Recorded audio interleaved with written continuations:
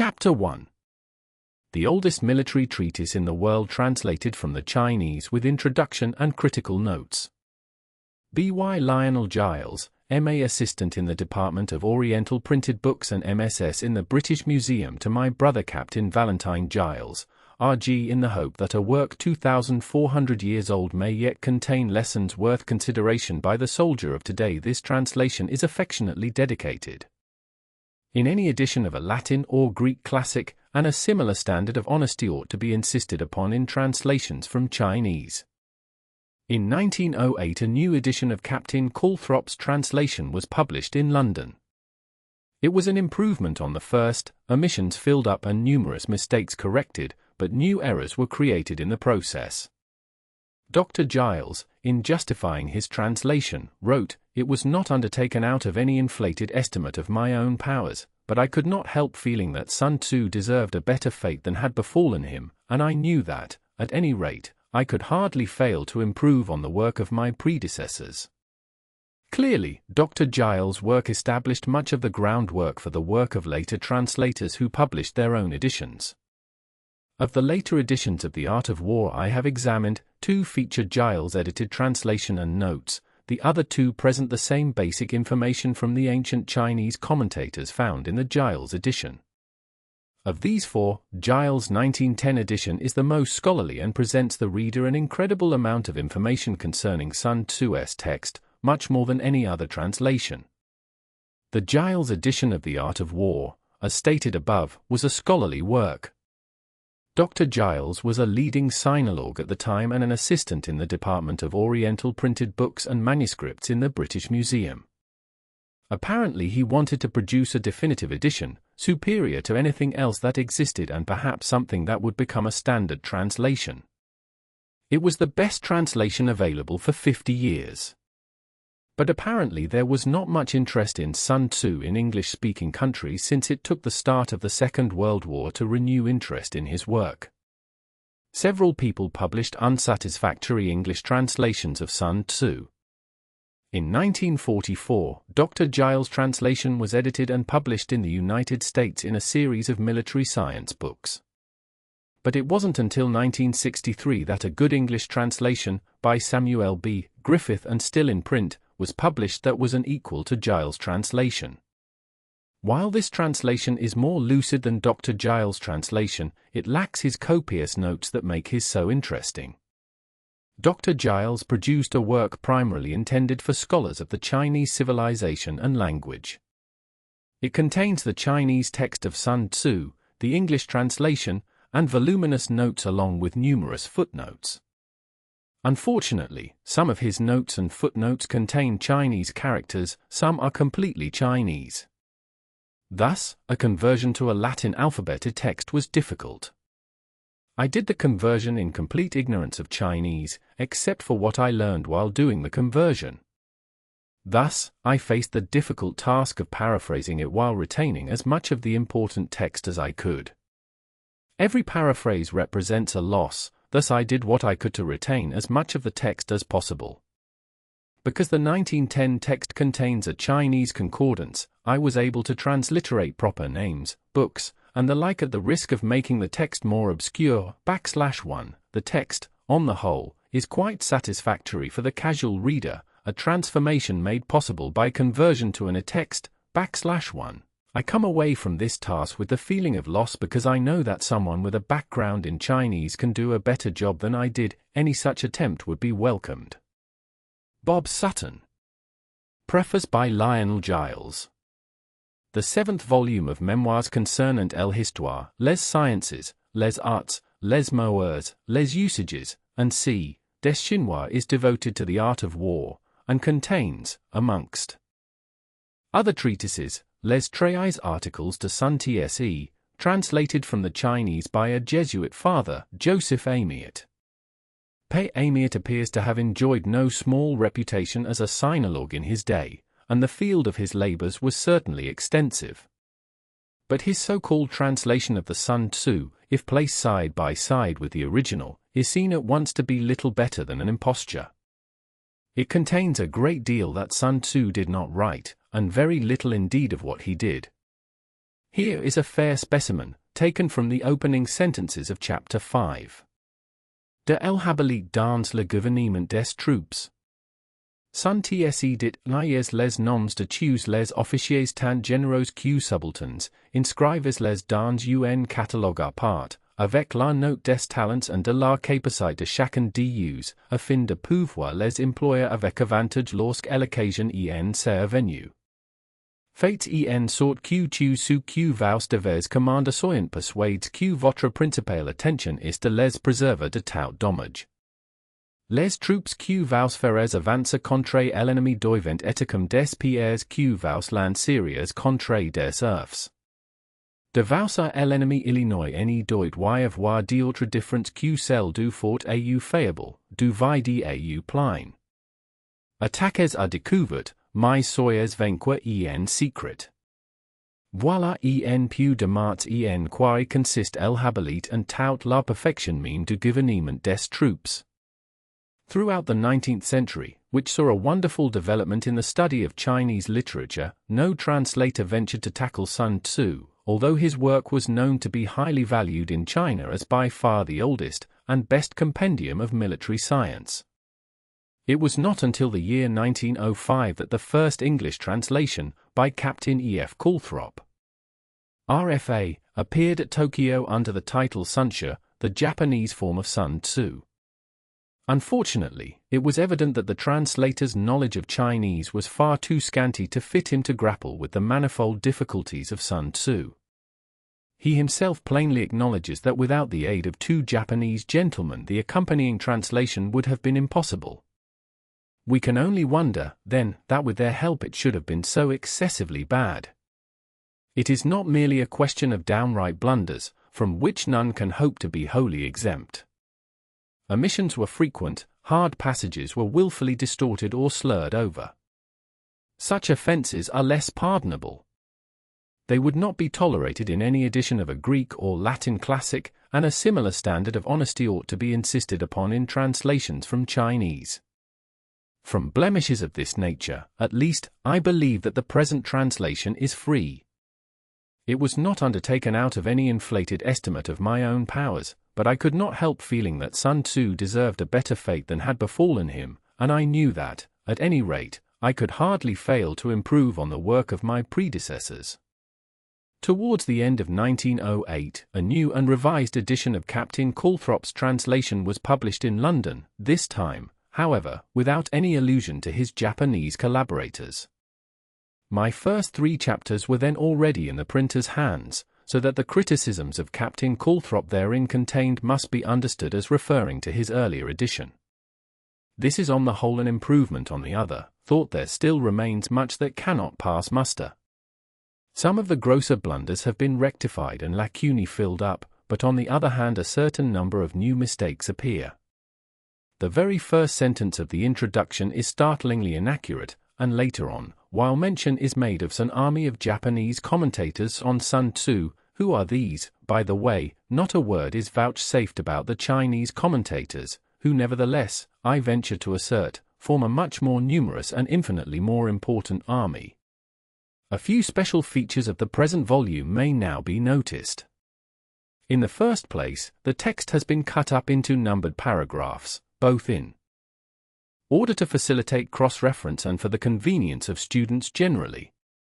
The division follows broadly that of Sun Tzu's edition, but I have sometimes found it desirable to join 2 or more of his paragraphs into one.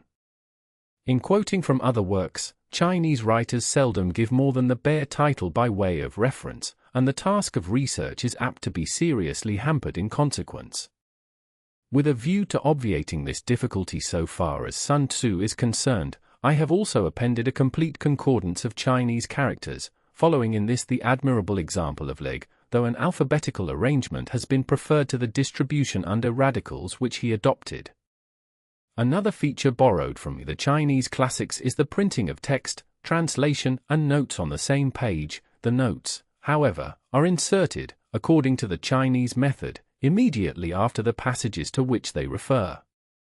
From the mass of native commentary my aim has been to extract the cream only, adding the Chinese text here and there when it seemed to present points of literary interest.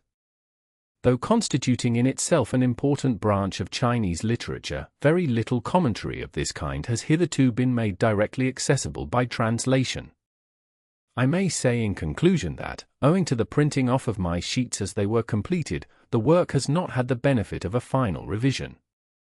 On a review of the whole, without modifying the substance of my criticisms, I might have been inclined in a few instances to temper their asperity. Having chosen to wield a bludgeon, however, I shall not cry out if in return I am visited with more than a rap over the knuckles. Indeed, I have been at some pains to put a sword into the hands of future opponents by scrupulously giving either text or reference for every passage translated.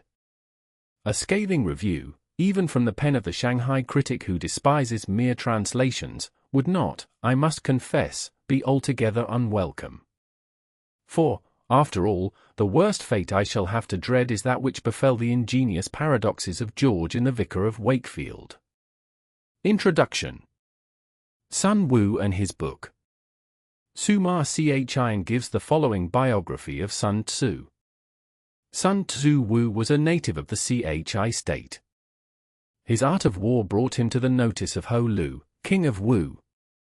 Ho Lu said to him, "I have carefully perused your 13 chapters. May I submit your theory of managing soldiers to a slight test?" Sun Tzu replied, "You may." Ho Lu asked, "May the test be applied to women?" The answer was again in the affirmative, so arrangements were made to bring 180 ladies out of the palace. Sun Tzu divided them into 2 companies, and placed one of the king's favorite concubines at the head of each. He then bade them all take spears in their hands, and addressed them thus, "I presume you know the difference between front and back, right hand and left hand?" The girls replied, "Yes." Sun Tzu went on, "When I say size front, you must look straight ahead. When I say left turn, you must face towards your left hand. When I say right turn, you must face towards your right hand. When I say about turn, you must face right round towards your back." Again the girls assented. The words of command having been thus explained, he set up the halberds and battle-axes in order to begin the drill. Then, to the sound of drums, he gave the order right turn. But the girls only burst out laughing. Sun Tzu said, "If words of command are not clear and distinct, if orders are not thoroughly understood, then the general is to blame." So he started drilling them again, and this time gave the order left turn, whereupon the girls once more burst into fits of laughter. Sun Tzu, if words of command are not clear and distinct, if orders are not thoroughly understood, the general is to blame. But if his orders are clear, and the soldiers nevertheless disobey, then it is the fault of their officers. So saying, he ordered the leaders of the 2 companies to be beheaded. Now the king of Wu was watching the scene from the top of a raised pavilion, and when he saw that his favorite concubines were about to be executed, he was greatly alarmed and hurriedly sent down the following message: "We are now quite satisfied as to our general's ability to handle troops. If we are bereft of these 2 concubines, our meat and drink will lose their savor. It is our wish that they shall not be beheaded." Sun Tzu replied, "Having once received His Majesty's commission to be the general of his forces, there are certain commands of His Majesty which, acting in that capacity, I am unable to accept." Accordingly, he had the 2 leaders beheaded, and straightway installed the pair next in order as leaders in their place. When this had been done, the drum was sounded for the drill once more, and the girls went through all the evolutions, turning to the right or to the left, marching ahead or wheeling back, kneeling or standing, with perfect accuracy and precision, not venturing to utter a sound. Then Sun Tzu sent a messenger to the king saying, "Your soldiers, sire, are now properly drilled and disciplined, and ready for your Majesty's inspection. They can be put to any use that their sovereign may desire. Bid them go through fire and water, and they will not disobey." But the king replied, "Let our general cease drilling and return to camp. As for us, we have no wish to come down and inspect the troops." Thereupon Sun Tzu said, "The king is only fond of words, and cannot translate them into deeds." After that, Ho Lu saw that Sun Tzu was one who knew how to handle an army, and finally appointed him general. In the west, he defeated the Chu state and forced his way into Ying, the capital. To the north he put fear into the states of Chi and Qin, and spread his fame abroad amongst the feudal princes. And Sun Tzu shared in the might of the king. About Sun Tzu himself, this is all that Suma Chian has to tell us in this chapter.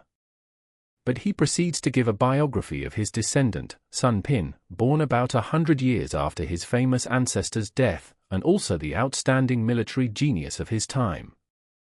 The historian speaks of him too as Sun Tzu, and in his preface we read, Sun Tzu had his feet cut off and yet continued to discuss the art of war.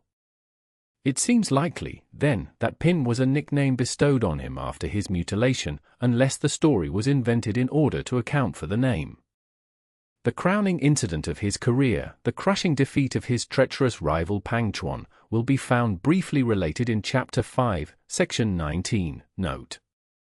To return to the elder Sun Tzu. He is mentioned in 2 other passages of the Shi Qi.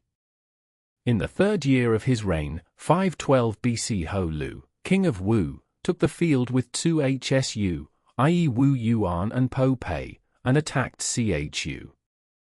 He captured the town of Shu and slew the 2 princes' sons who had formerly been generals of Wu. He was then meditating a descent on Ying, the capital, but the general Sun Wu said, "The army is exhausted. It is not yet possible. We must wait." After further successful fighting, in the 9th year, 506 BC, King Ho Lu addressed Wu Tzu Hsu and Sun Wu, saying, "Formerly, you declared that it was not yet possible for us to enter Ying. Is the time ripe now?" The 2 men replied, "Chus General Tzu Chiang is grasping and covetous, and the princes of Tang and Tsri both have a grudge against him. If your majesty has resolved to make a grand attack, you must win over Tang and Tsri, and then you may succeed." Ho Lu followed this advice, beat Chu in 5 pitched battles and marched into Ying. This is the latest date at which anything is recorded of Sun Wu.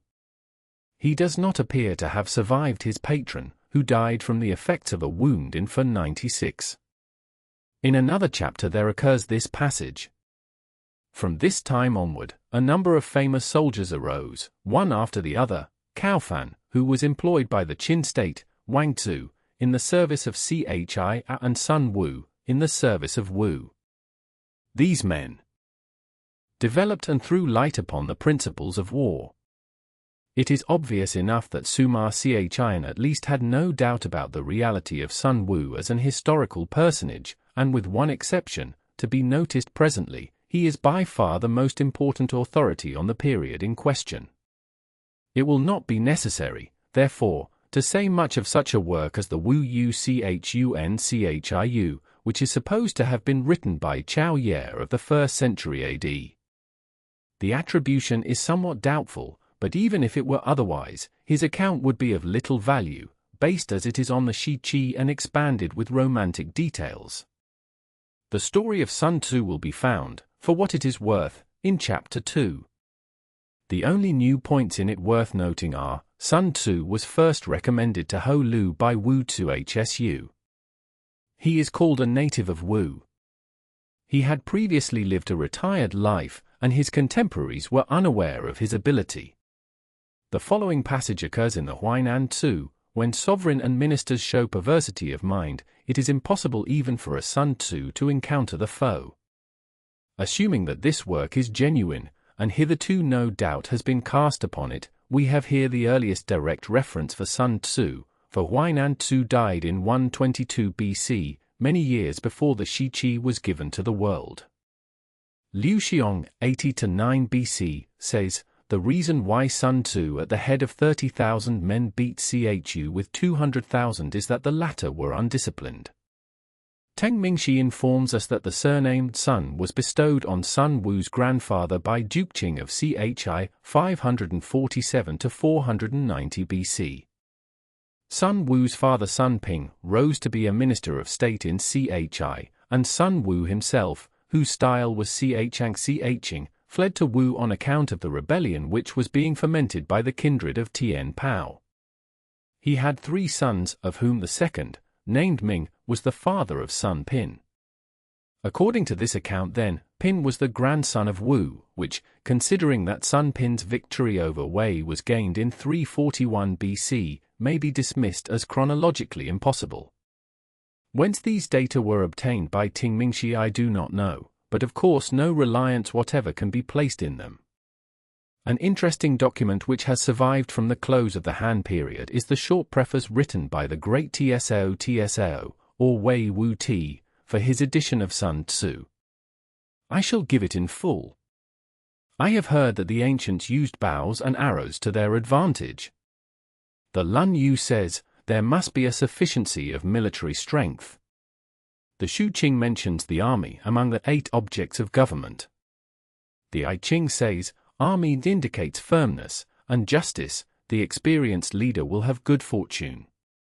The Shi Qing says, the king rose majestic in his wrath, and he marshaled his troops. The Yellow Emperor, Tang the Completer and Wu Wang all used spears and battle-axes in order to succor their generation. The Sumar Fa says, if one man slay another of set purpose, he himself may rightfully be slain.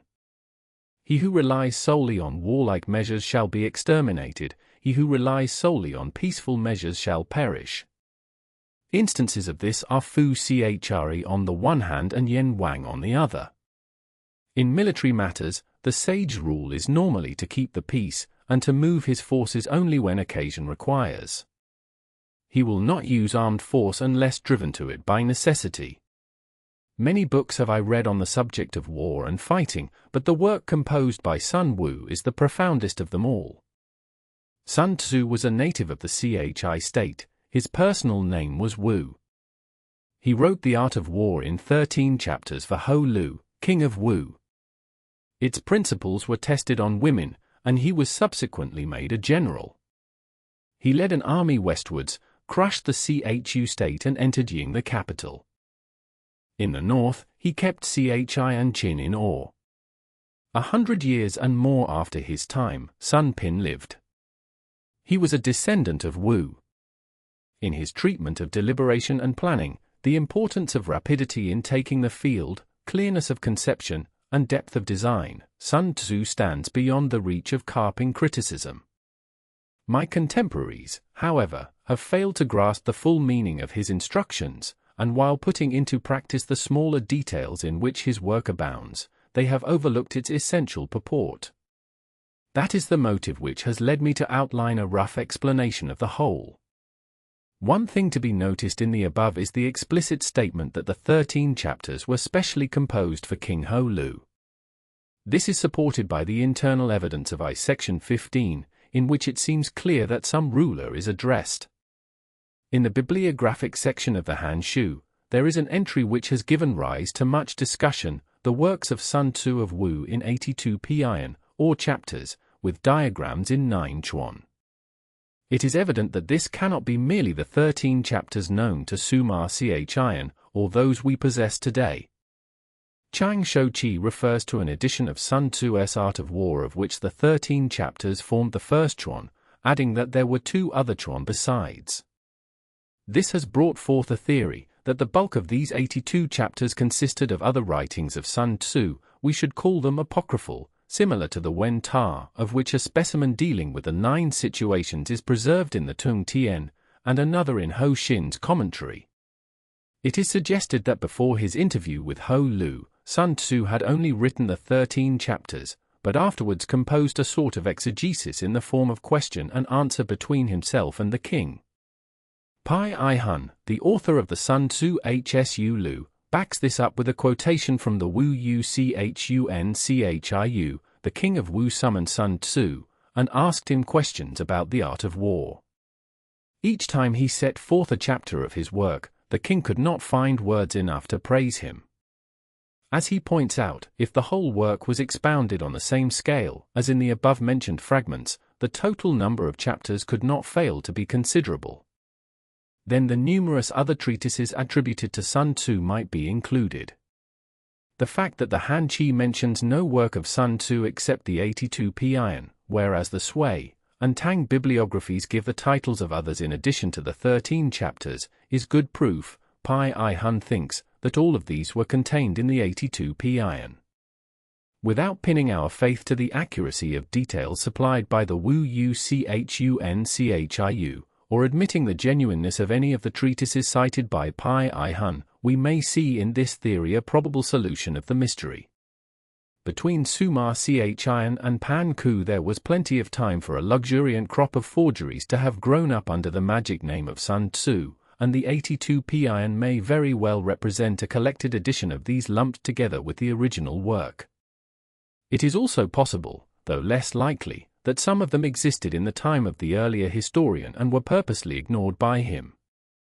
Tu Mu's conjecture seems to be based on a passage which states, Wei Wu Ti strung together Sun Wu's art of war, which in turn may have resulted from a misunderstanding of the final words of Tsao King's preface.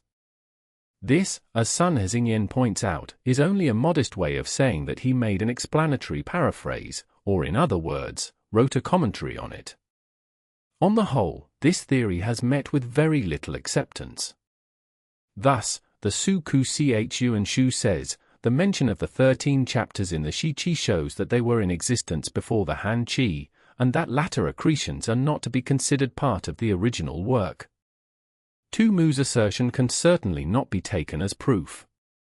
There is every reason to suppose, then, that the 13 chapters existed in the time of Suma Chian practically as we have them now. That the work was then well known he tells us in so many words. Sun Tzu's 13 chapters and Wu Chi's Art of War are the two books that people commonly refer to on the subject of military matters. Both of them are widely distributed, so I will not discuss them here. But as we go further back, serious difficulties begin to arise. The salient fact which has to be faced is that the Tsochuan, the greatest contemporary record, makes no mention whatsoever of Sun Wu, either as a general or as a writer. It is natural, in view of this awkward circumstance, that many scholars should not only cast doubt on the story of Sun Wu as given in the Shi Qi, but even show themselves frankly skeptical as to the existence of the man at all. The most powerful presentment of this side of the case is to be found in the following disposition by Ye Shuihin. It is stated in Suma Chian's history that Sun Wu was a native of the Chi state, and employed by Wu, and that in the reign of Holu he crushed Chu, entered Ying, and was a great general. But in Tso's commentary no Sun Wu appears at all. It is true that Tso's commentary need not contain absolutely everything that other histories contain. But Tso has not omitted to mention vulgar plebeians and hireling ruffians such as Ying Cao Shu, Tsao Kuei, Chu Chi Wu, and Chuan Shi Chu. In the case of Sun Wu, whose fame and achievements were so brilliant, the omission is much more glaring. Again, details are given, in their due order, about his contemporaries Wu Yuan and the minister Pei. Is it credible that Sun Wu alone should have been passed over? In point of literary style, Sun Tzu's work belongs to the same school as Quan Tzu, Liu Dao, and the Yu, and may have been the production of some private scholar living towards the end of the spring and autumn or the beginning of the Warring States period. The story that his precepts were actually applied by the Wu state is merely the outcome of big talk on the part of his followers. From the flourishing period of the Zhou dynasty down to the time of the spring and autumn, all military commanders were statesmen as well, and the class of professional generals, for conducting external campaigns, did not then exist. It was not until the period of the 6 states that this custom changed. Now, although Wu was an uncivilized state, it is conceivable that Tso should have left unrecorded the fact that Sun Wu was a great general and yet held no civil office. What we are told, therefore, about Jiangchu and Sun Wu is not authentic matter, but the reckless fabrication of the rising pundits.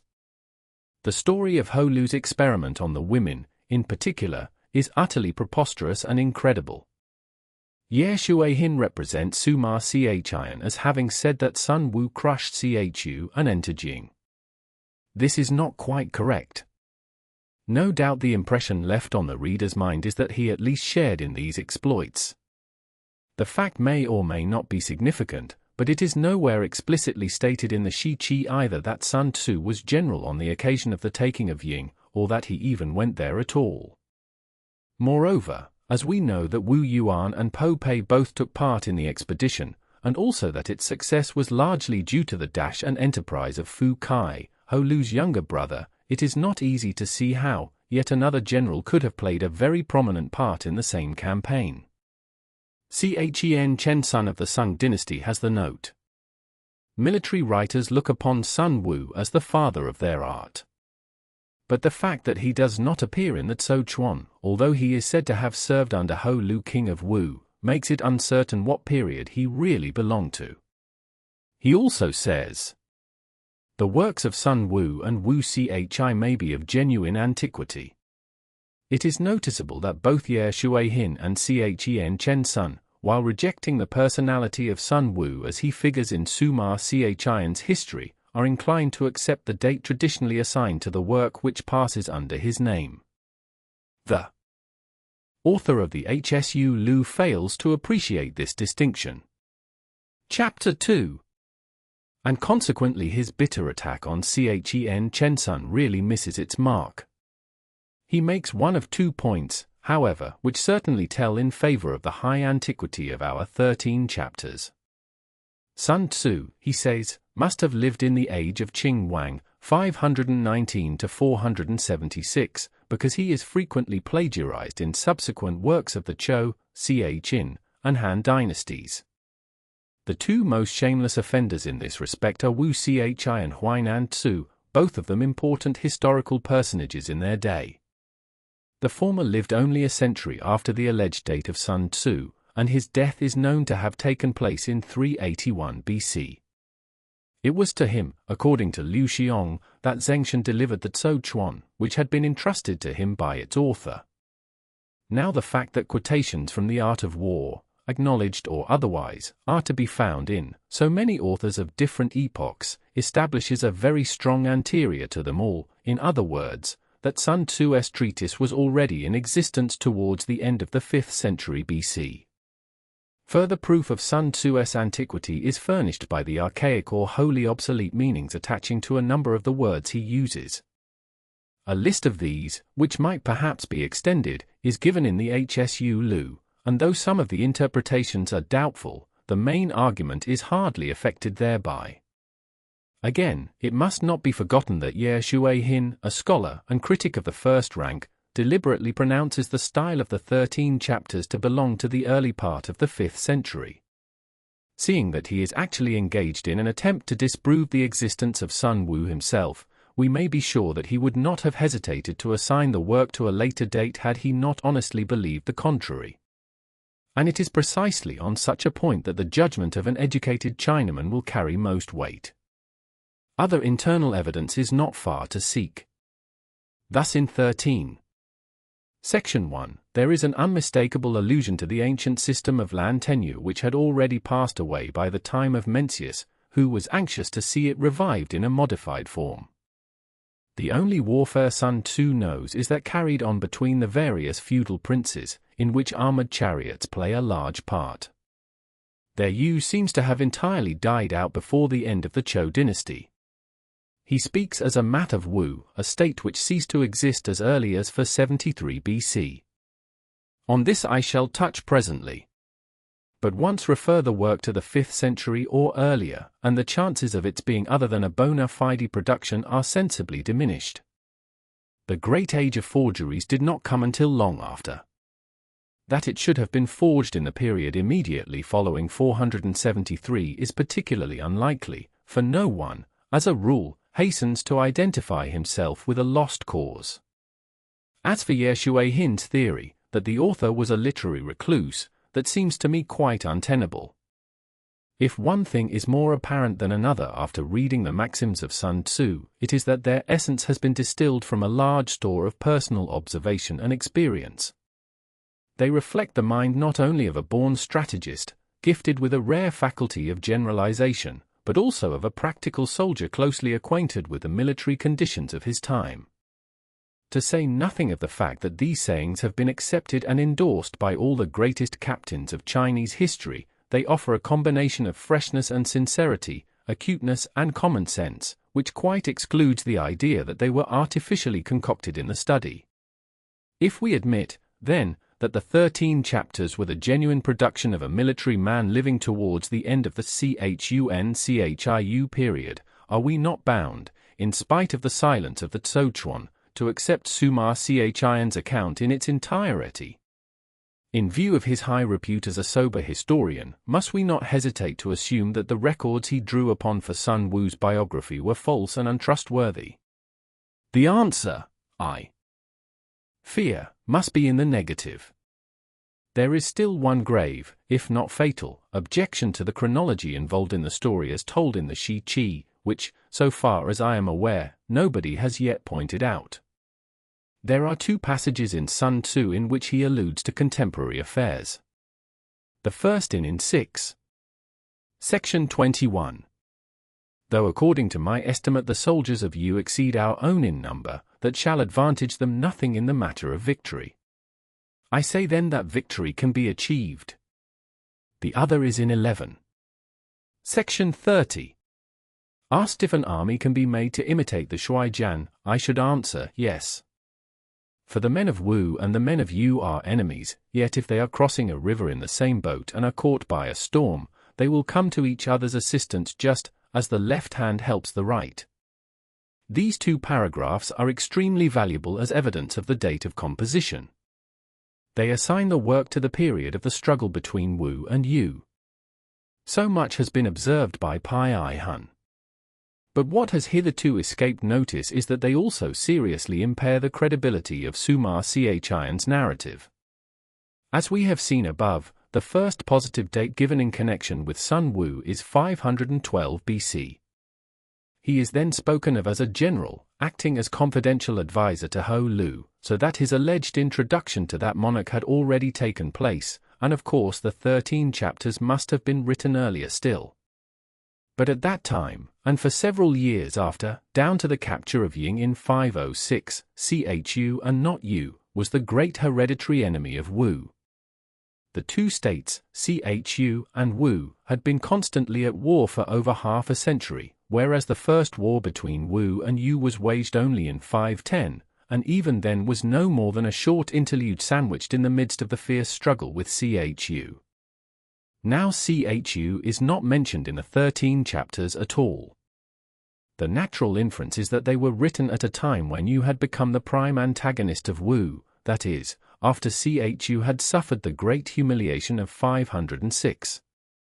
At this point, a table of dates may be found useful. BC 514 accession of Ho Lu. 512 Ho Lu attacks Chu, but is dissuaded from entering Ying, the capital. Shi Qi mentioned Sun Wu as general. 511 another attack on Chu. 510 Wu makes a successful attack on Yu. This is the first war between the 2 states. 509 or 508 Chu invades Wu, but is signally defeated at Yuchang. 506 Ho Lu attacks Chu with the aid of Tang and Tsre. Decisive Battle of Pochu, and capture of Ying. Last mention of Sun Wu in Shi Qi. 505 Yu makes a raid on Wu in the absence of its army. Wu is beaten by Chin and evacuates Ying. 504 Ho Lu sends Fu Chri to attack Chu. For 97 Ku Chien becomes king of Yu. 496 Wu attacks Yu, but is defeated by Ku Chien at Suoli. Ho Lu is killed.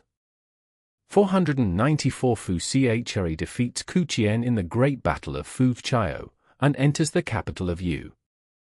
485 or 484 Ku Chien renders homage to Wu. Death of Wu Tsu Hsu.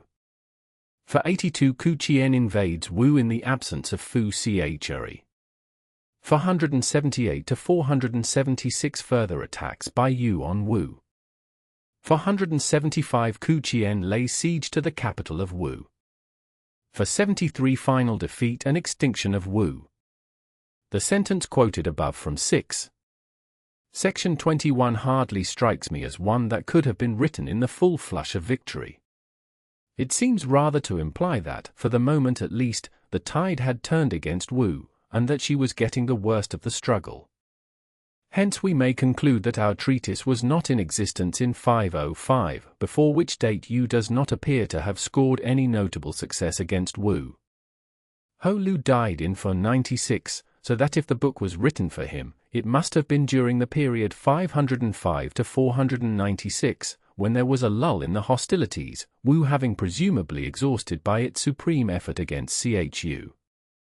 On the other hand, if we choose to disregard the tradition connecting Sun Wu's name with Ho Lu, it might equally well have seen the light between 496 and 494, or possibly in the period 482 to 473, when Yu was once again becoming a very serious menace.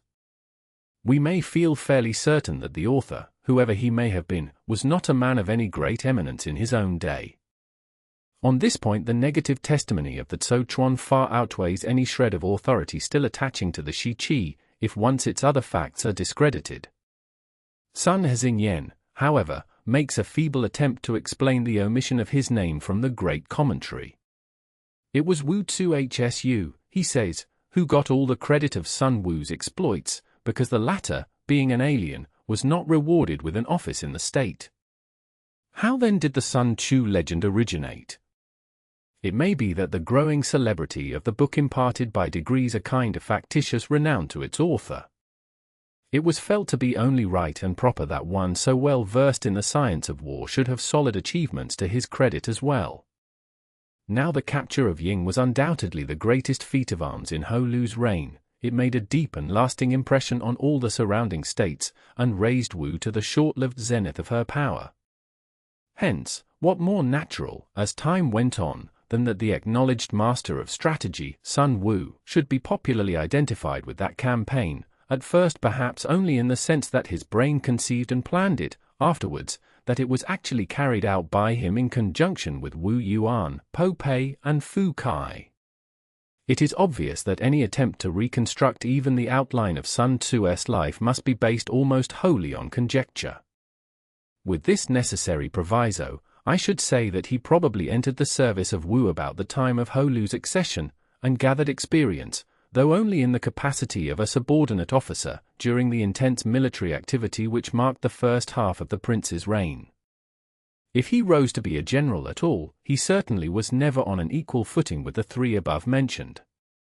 He was doubtless present at the investment and occupation of Ying, and witnessed Wu's sudden collapse in the following year. Yu's attack at this critical juncture, when her rival was embarrassed on every side, seems to have convinced him that this upstart kingdom was the great enemy against whom every effort would henceforth have to be directed. Sun Wu was thus a well-seasoned warrior when he sat down to write his famous book, which according to my reckoning must have appeared towards the end, rather than the beginning of Ho Lu's reign. The story of the women may possibly have grown out of some real incident occurring about the same time. As we hear no more of Sun Wu after this from any source, he is hardly likely to have survived his patron or to have taken part in the death struggle with Yu, which began with the disaster at Suoli. If these inferences are approximately correct, there is a certain irony in the fate which decreed that China's most illustrious man of peace should be contemporary with her greatest writer on war. The text of Sun Tzu. I have found it difficult to glean much about the history of Sun Tzu's text. The quotations that occur in early authors go to show that the 13 chapters of which Suma Chian speaks were essentially the same as those now extant.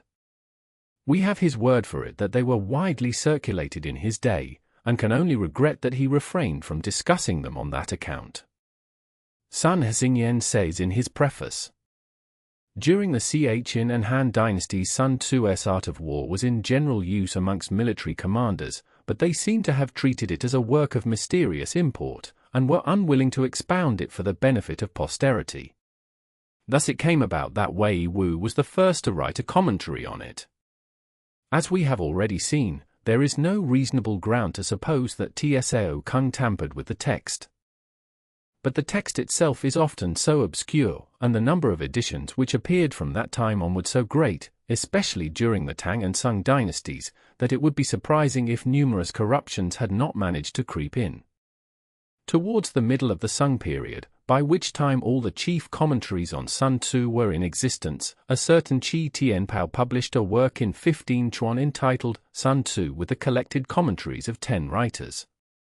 There was another text, with variant readings put forward by Chu Fu of Taxing, which also had supporters among the scholars of that period, but in the Ming editions, Sun Hezingyan tells us, these readings were for some reason or other no longer put into circulation.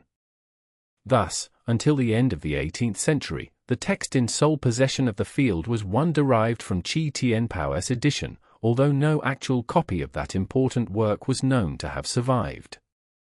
That, therefore, is the text of Sun Tzu which appears in the war section of the Great Imperial Encyclopedia printed in 1726, the Ku Chin Tu Shu Chi Cheng. Another copy at my disposal of what is practically the same text, with slight variations, is that contained in the 11 philosophers of the Zhou and Chen dynasties.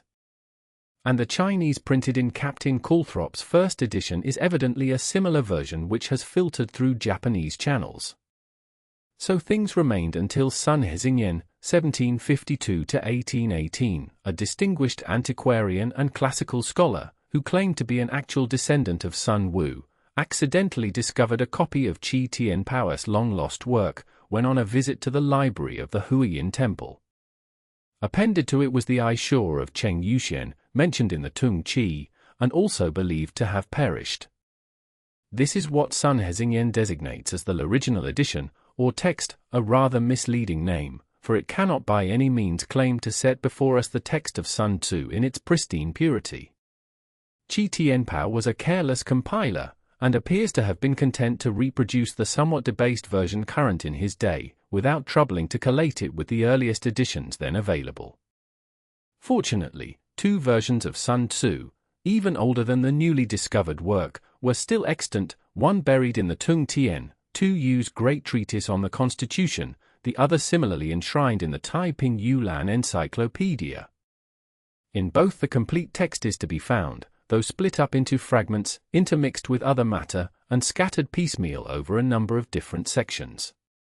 Considering that the Yulan takes us back to the year 983, and the Tung Tian about 200 years further still, to the middle of the Tang dynasty, the value of these early transcripts of Sun Tzu can hardly be overestimated. Yet the idea of utilizing them does not seem to have occurred to anyone until Sun Hezingyan, acting under government instructions, undertook a thorough recension of the text. This is his own account. Because of the numerous mistakes in the text of Sun Tzu which his editors had handed down, the government ordered that the ancient edition of Qi Tianpao should be used, and that the text should be revised and corrected throughout. It happened that Wu Nianhu, the governor Pai Kwa, and he, a graduate of the 2nd degree, had all devoted themselves to this study, probably surpassing me therein. Accordingly, I have had the whole work cut on blocks as a textbook for military men. The 3 individuals here referred to had evidently been occupied on the text of Sun Tzu prior to Sun Hezingyan's commission, but we are left in doubt as to the work they really accomplished. At any rate, the new edition, when ultimately produced, appeared in the names of Sun Hezingyan and only one co-editor Wu Jianxia. They took the original edition as their basis, and by careful comparison with older versions, as well as the extant commentaries and other sources of information such as the Aishur, succeeded in restoring a very large number of doubtful passages, and turned out, on the whole, what must be accepted as the closest approximation we are ever likely to get to Sun Tzu's original work. This is what will hereafter be denominated the standard text. The copy which I have used belongs to a reissue dated 1877. It is in 6 pen, forming part of a well-printed set of 23 early philosophical works in 83 pen. It opens with a preface by Sun Hezingyan, largely quoted in this introduction, vindicating the traditional view of Sun Tzu's life and performances, and summing up in remarkably concise fashion the evidence in its favor.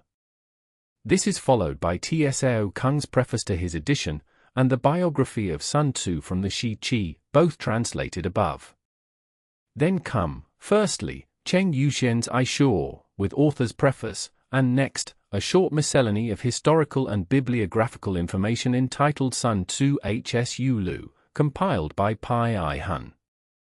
As regards the body of the work, each separate sentence is followed by a note on the text, if required, and then by the various commentaries appertaining to it, arranged in chronological order. These we shall now proceed to discuss briefly, one by one. The commentators.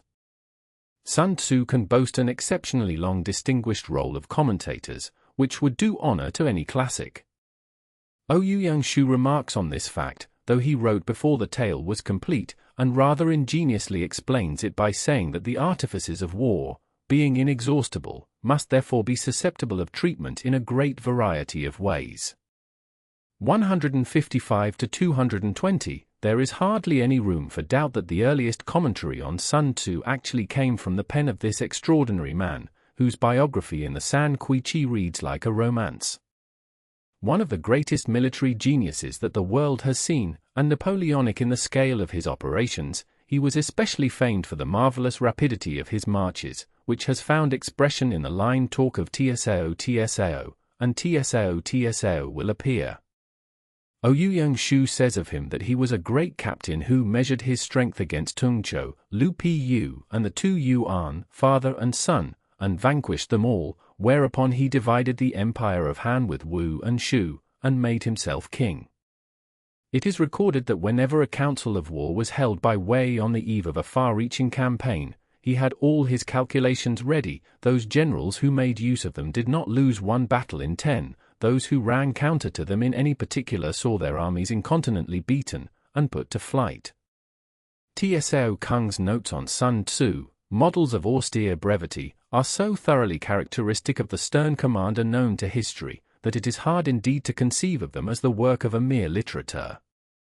Sometimes, indeed, owing to extreme compression, they are scarcely intelligible and stand no less in need of a commentary than the text itself is comparatively meager, and nothing about the author is known. Even his personal name has not been recorded. Chi Tien Pao's edition places him after Kia Lin, and Chao Kungwu also assigns him to the Tang dynasty, but this is a mistake. In Sun Hezingyan's preface, he appears as Mengshi of the Liang dynasty, 502 to 557. Others would identify him with Meng Kang of the 3rd century. He is named in one work as the last of the 5 commentators, the others being Wei Wu Ti, Tu Mu, Chen Hao, and Kia Lin. Tactics. One of his works has been in constant use down to the present day. The Ting Chi mentions the lives of famous generals from the Zhou to the Tang dynasties as written by him. According to Chao Kungwu and the Tianiko catalogue, he followed a variant of the text of Sun Tzu which differs considerably from those now extant. His notes are mostly short and to the point, and he frequently illustrates his remarks by anecdotes from Chinese history. His notes being taken from the Tung Tien, the encyclopedic treatise on the Constitution which was his life work. They are largely repetitions of Tsao Kung and Mengshi, besides which it is believed that he drew on the ancient commentaries of Wang Ling and others. Owing to the peculiar arrangement of Tung Tien, he has to explain each passage on its merits, apart from the context, and sometimes his own explanation does not agree with that of Tsao Kung, whom he always quotes first.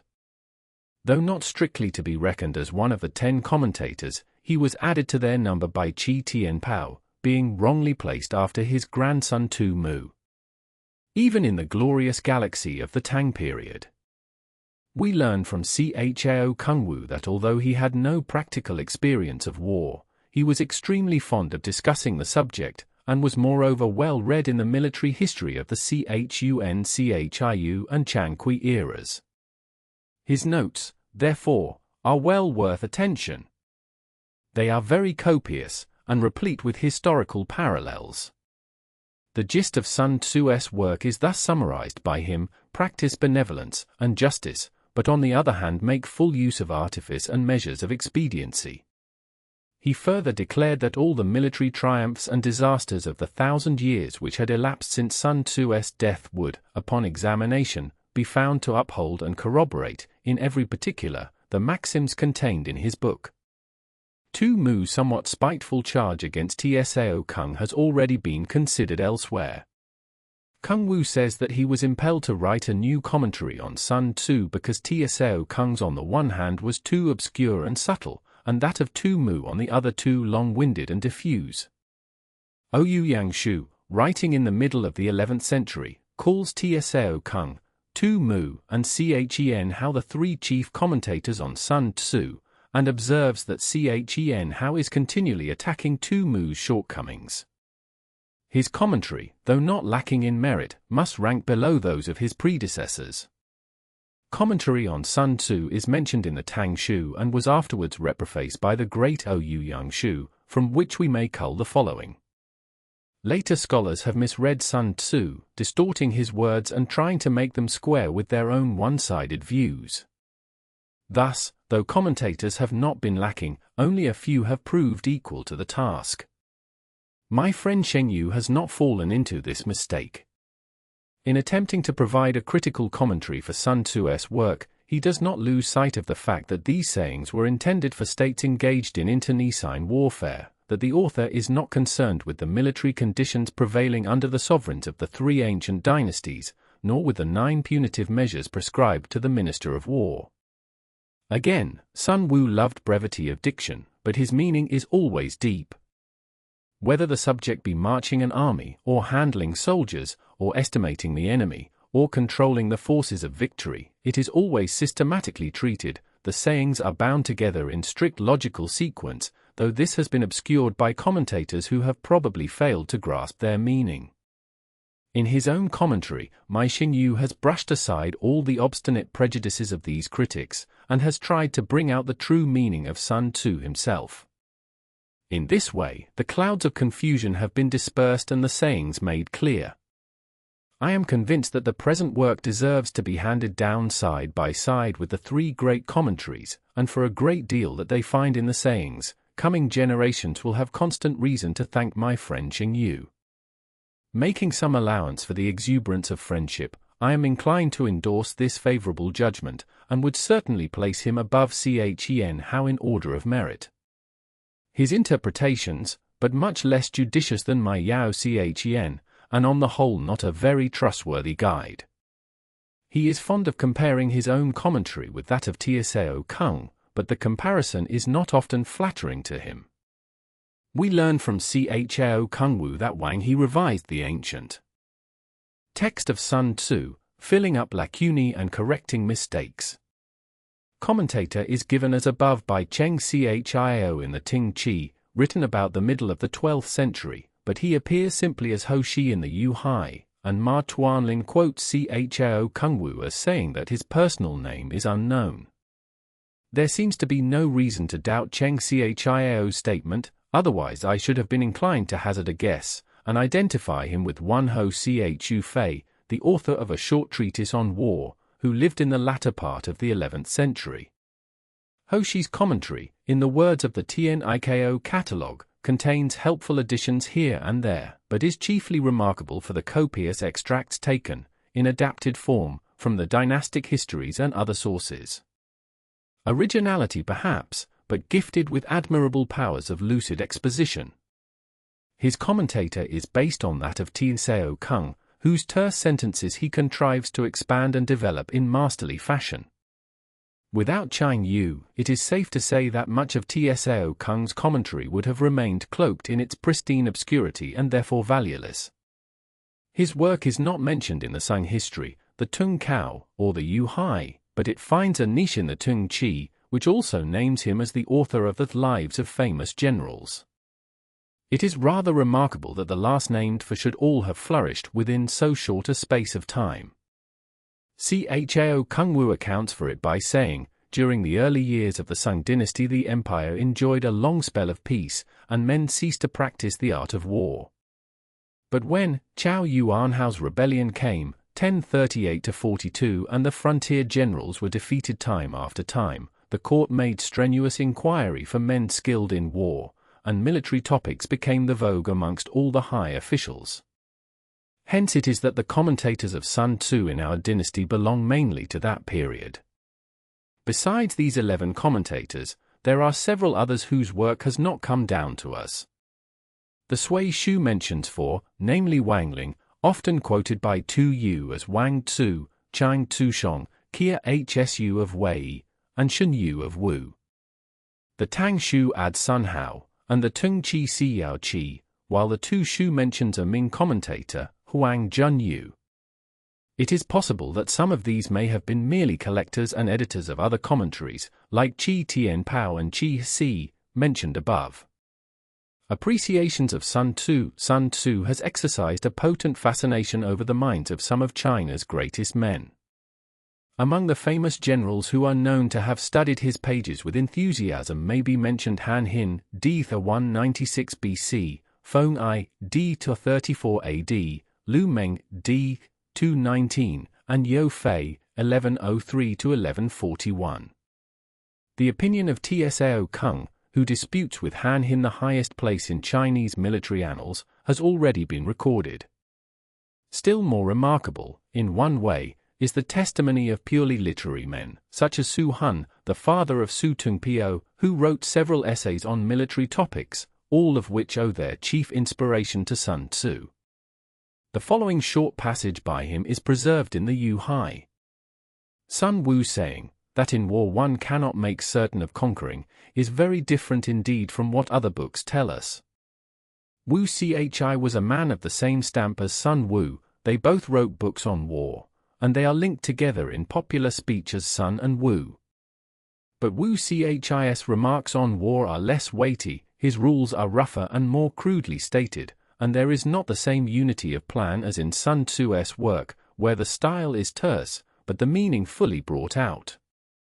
The following is an extract from the Impartial Judgments in the Garden of Literature by Cheng Hu. Sun Tzu's 13 chapters are not only the staple and base of all military men's training, but also compel the most careful attention of scholars and men of letters. His sayings are terse yet elegant, simple yet profound, perspicuous and eminently practical. Such works as the Lun Yu, the I Ching and the Great Commentary, as well as the writings of Mencius, Han Kuang and Yang Chu, all fall below the level of Sun Tzu. Chu He, commenting on this, fully admits the first part of the criticism, although he Chapter 3 dislikes the audacious comparison with the venerated classical works. Language of this sort, he says, encourages a rulers bent towards unrelenting warfare and reckless militarism. Apologies for war. Accustomed as we are to think of China as the greatest peace-loving nation on earth, we are in some danger of forgetting that her experience of war in all its phases has also been such as no modern state can parallel. Her long military annals stretch back to a point at which they are lost in the mists of time. She had built the Great Wall and was maintaining a huge standing army along her frontier centuries before the first Roman legionary was seen on the Danube. What with the perpetual collisions of the ancient feudal states, the grim conflicts with Huns, Turks, and other invaders after the centralization of government, the terrific upheavals which accompanied the overthrow of so many dynasties, besides the countless rebellions and minor disturbances that have flamed up and flickered out again one by one, it is hardly too much to say that the clash of arms has never ceased to resound in one portion or another of the empire. No less remarkable is the succession of illustrious captains to whom China can point with pride. As in all countries, the greatest are fond of emerging at the most fateful crises of her history. Thus, Po Chi stands out conspicuous in the period when Chin was entering upon her final struggle with the remaining independent states. The stormy years which followed the breakup of the Chin dynasty are illuminated by the transcendent genius of Han Hin. When the house of Han in turn is tottering to its fall, the great and baleful figure of Tsao dominates the scene. And in the establishment of the Tang dynasty, one of the mightiest tasks achieved by man, the superhuman energy of Li Shiminute, afterwards the Emperor Taizong, was seconded by the brilliant strategy of Li Qing. None of these generals need fear comparison with the greatest names in the military history of Europe. In spite of all this, the great body of Chinese sentiment, from Lao Tzu downwards, and especially as reflected in the standard literature of Confucianism, has been consistently pacific and intensely opposed to militarism in any form. It is such an uncommon thing to find any of the literati defending warfare on principle, that I have thought it worthwhile to collect and translate a few passages in which the unorthodox view is upheld. The following, by Sumar Chian, shows that for all his ardent admiration of Confucius, he was yet no advocate of peace at any preface to his commentary on Sun Tzu. War may be defined as punishment, which is one of the functions of government. It was the profession of Cheng Yu and Jan Chiu, both disciples of Confucius. Nowadays, the holding of trials and hearing of litigation, the imprisonment of offenders and their execution by flogging in the marketplace, are all done by officials. But the wielding of huge armies, the throwing down of fortified cities, the hauling of women and children into captivity, and the beheading of traitors, this is also work which is done by officials. The objects of the rack and of military weapons are essentially the same. There is no intrinsic difference between the punishment of flogging and cutting off heads in war. For the lesser infractions of law, which are easily dealt with, only a small amount of force need be employed, hence the use of military weapons and wholesale decapitation. In both cases, however, the end in view is to get rid of wicked people, and to give comfort and relief to the good.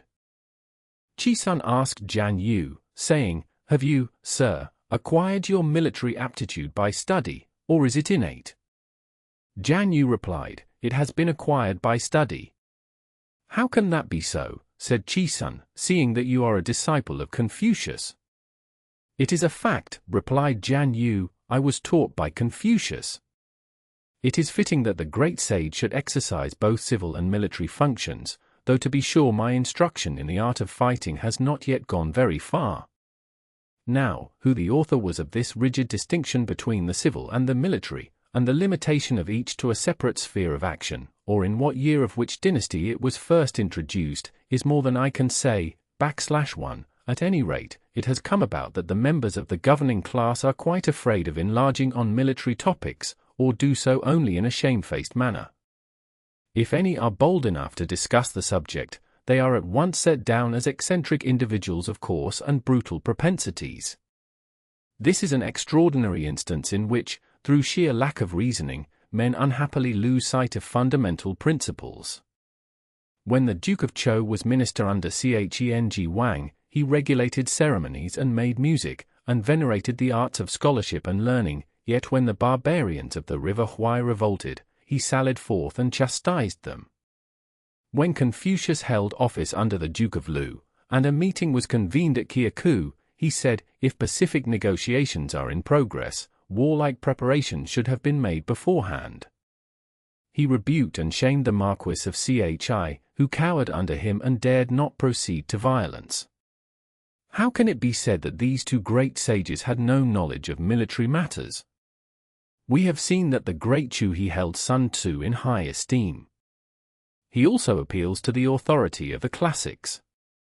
Our master Confucius, answering Duke Ling of Wei, said, "I have never studied matters connected with armies and battalions." Replying to Kung Wen-tzu, he said, "I have not been instructed about buff coats and weapons."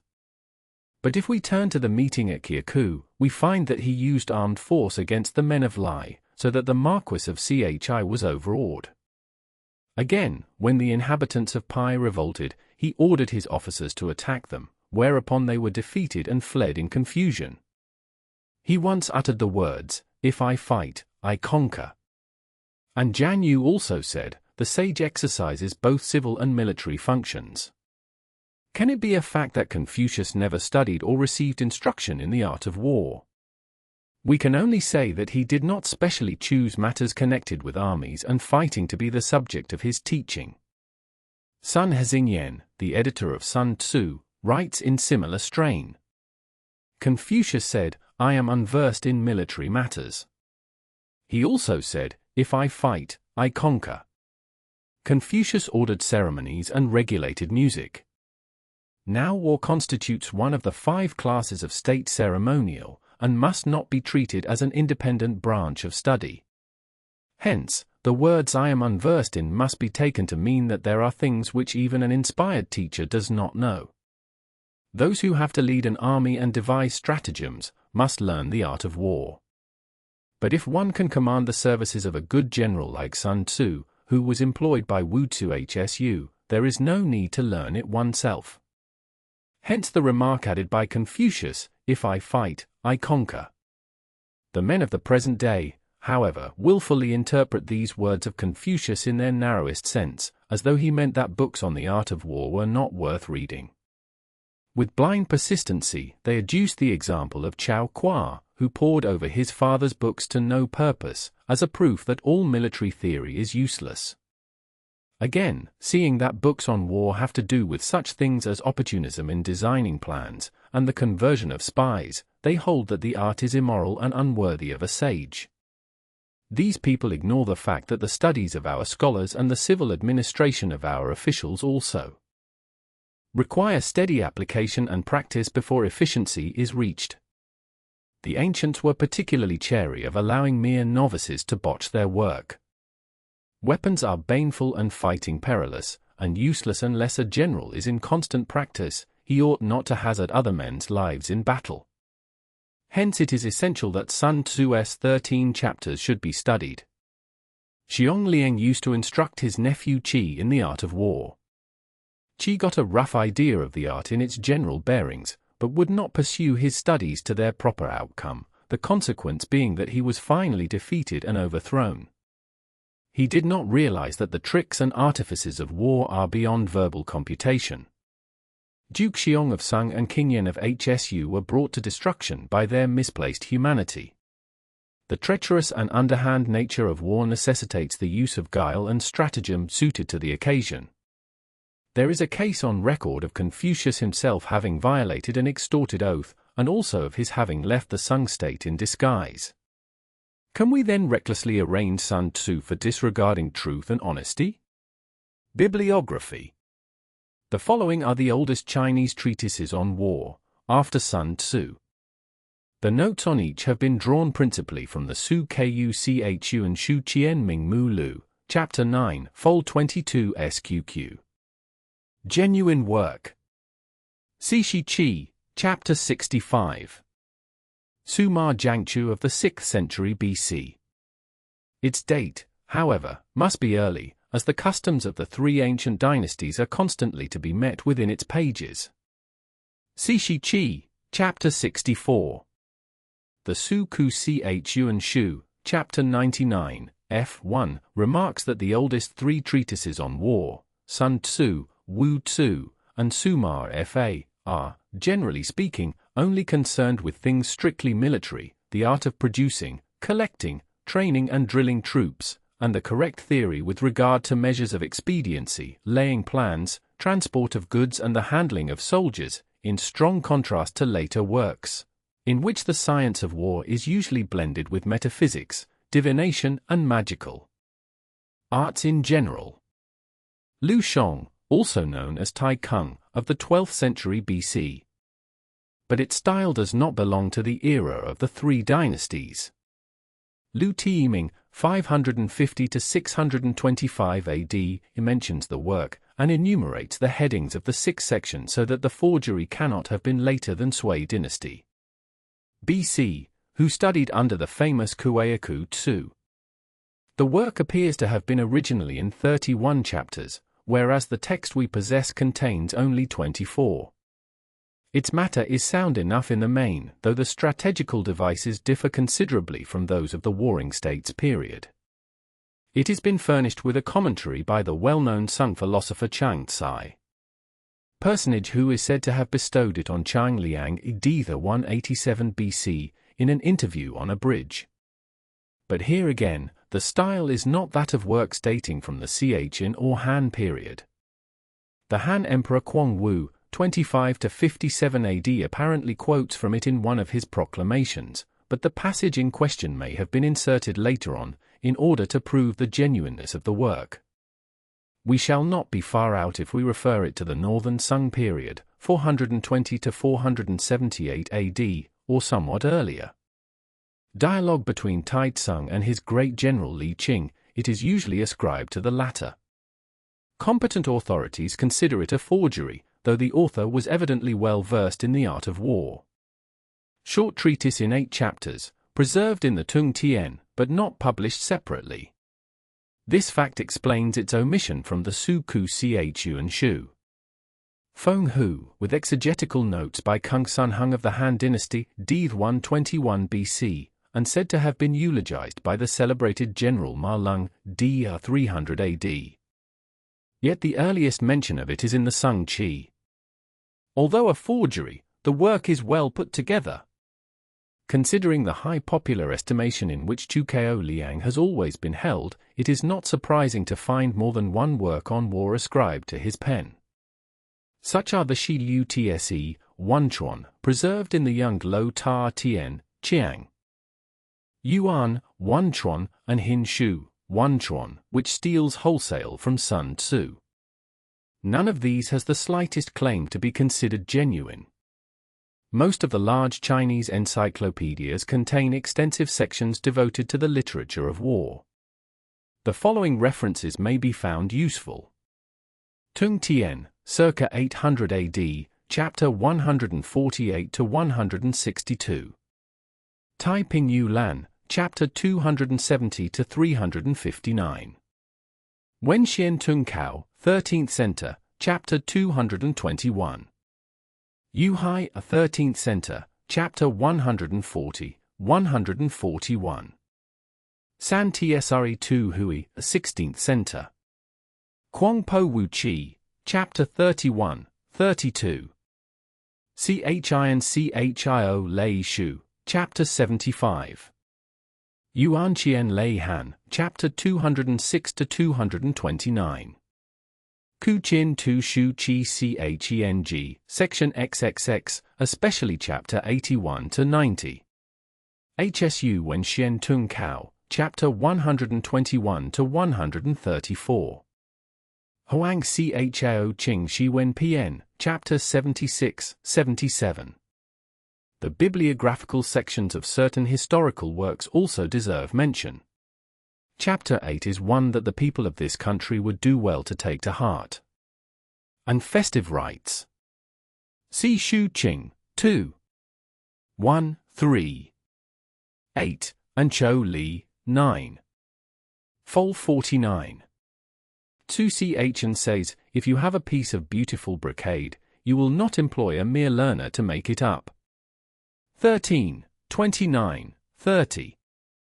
The Shi Chi, chapter 32 add in it. Besides the tradition which makes him a former minister of Chou Hin, 2 other accounts of him are there given, according to which he would appear to have been first raised from a humble private station by Wen Wang. Chapter 1. Laying Plans. Tsao Kung, in defining the meaning of the Chinese for the title of this chapter, says it refers to the deliberations in the temple selected by the general for his temporary use, or as we should say, in his tent. C. Section 26 Ruin. Hence it is a subject of inquiry which can on no account be neglected. Taken into account in one's deliberations, when seeking to determine the conditions obtaining in the field.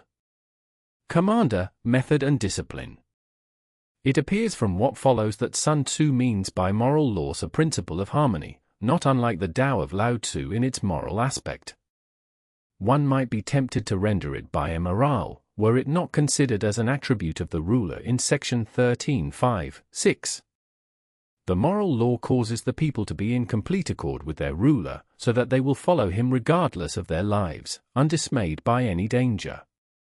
Tu Yu quotes Wang Tzu as saying, without constant practice, the officers will be nervous and undecided when mustering for battle. Without constant practice, the general will be wavering and irresolute when the crisis is at hand.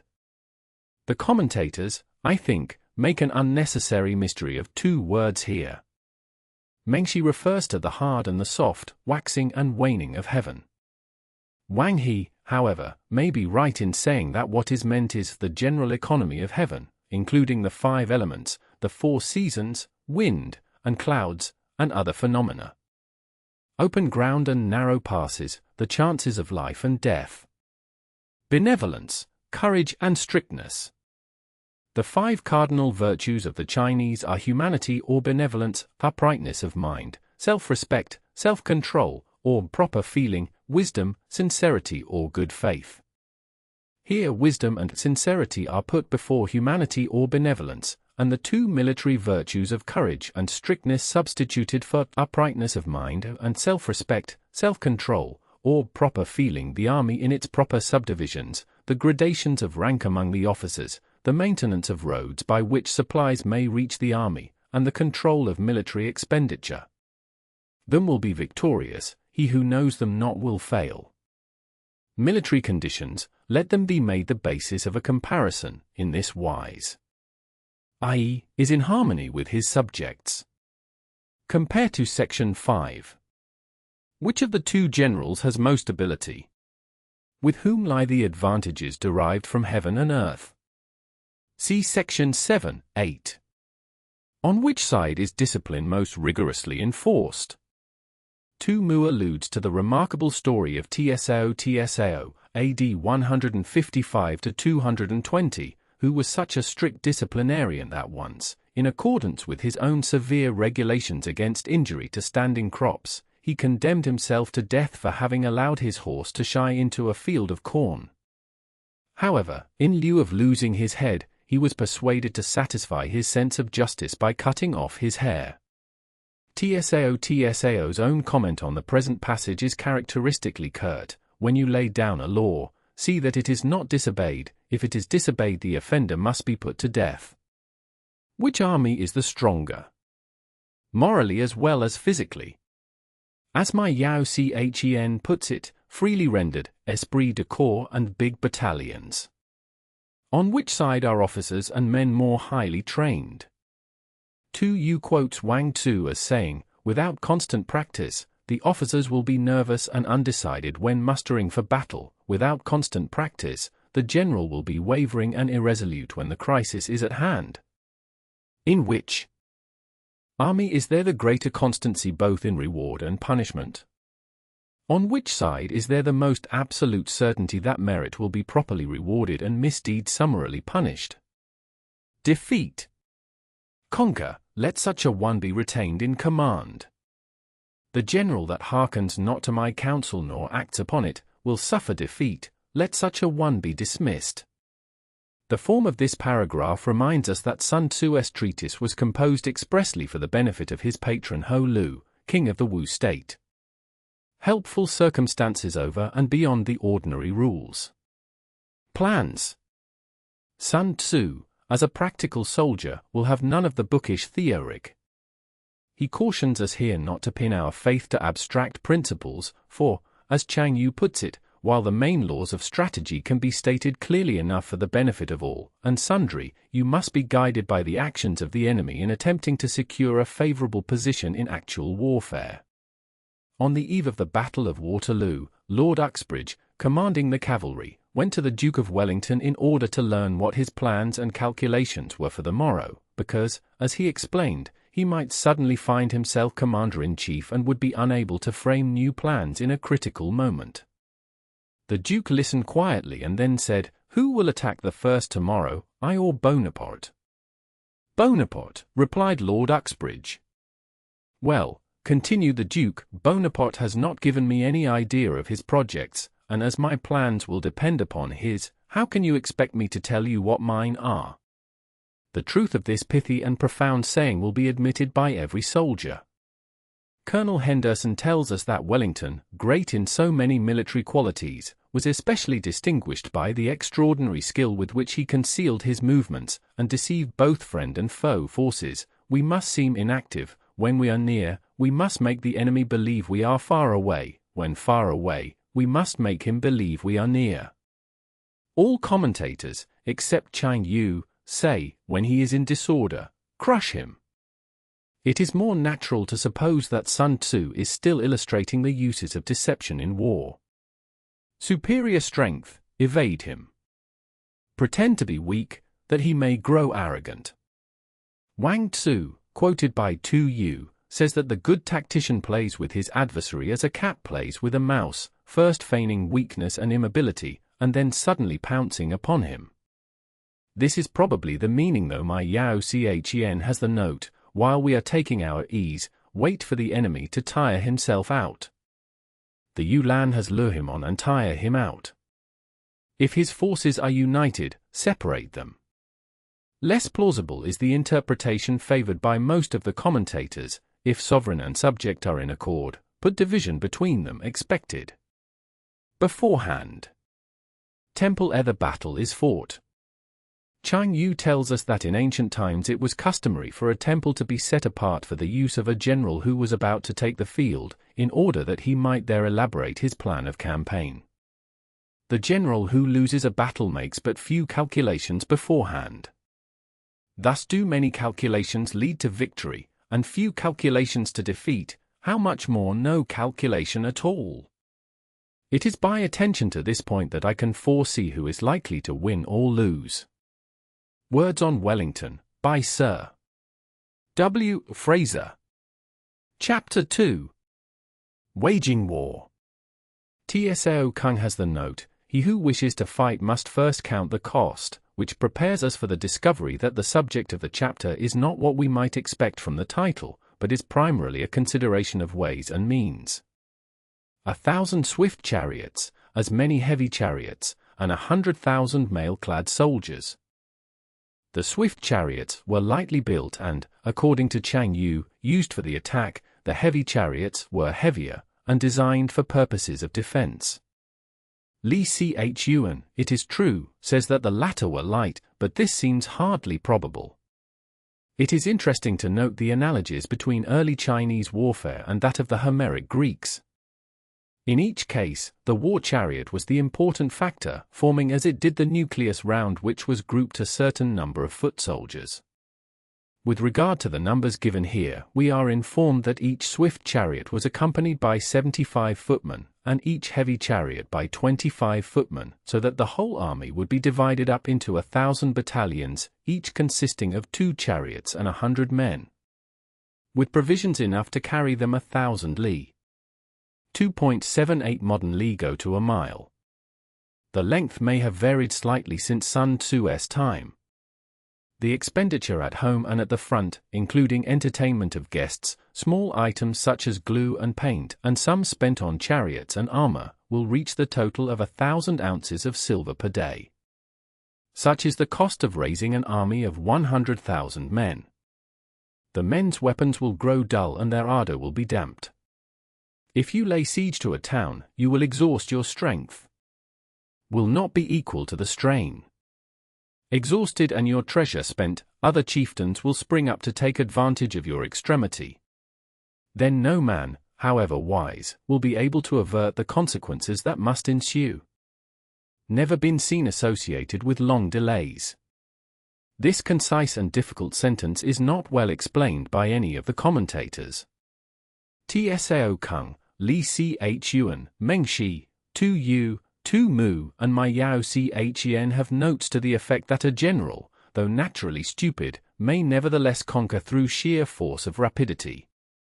Ho Shi says, haste may be stupid, but at any rate it saves expenditure of energy and treasure. Protracted operations may be very clever, but they bring calamity in their train.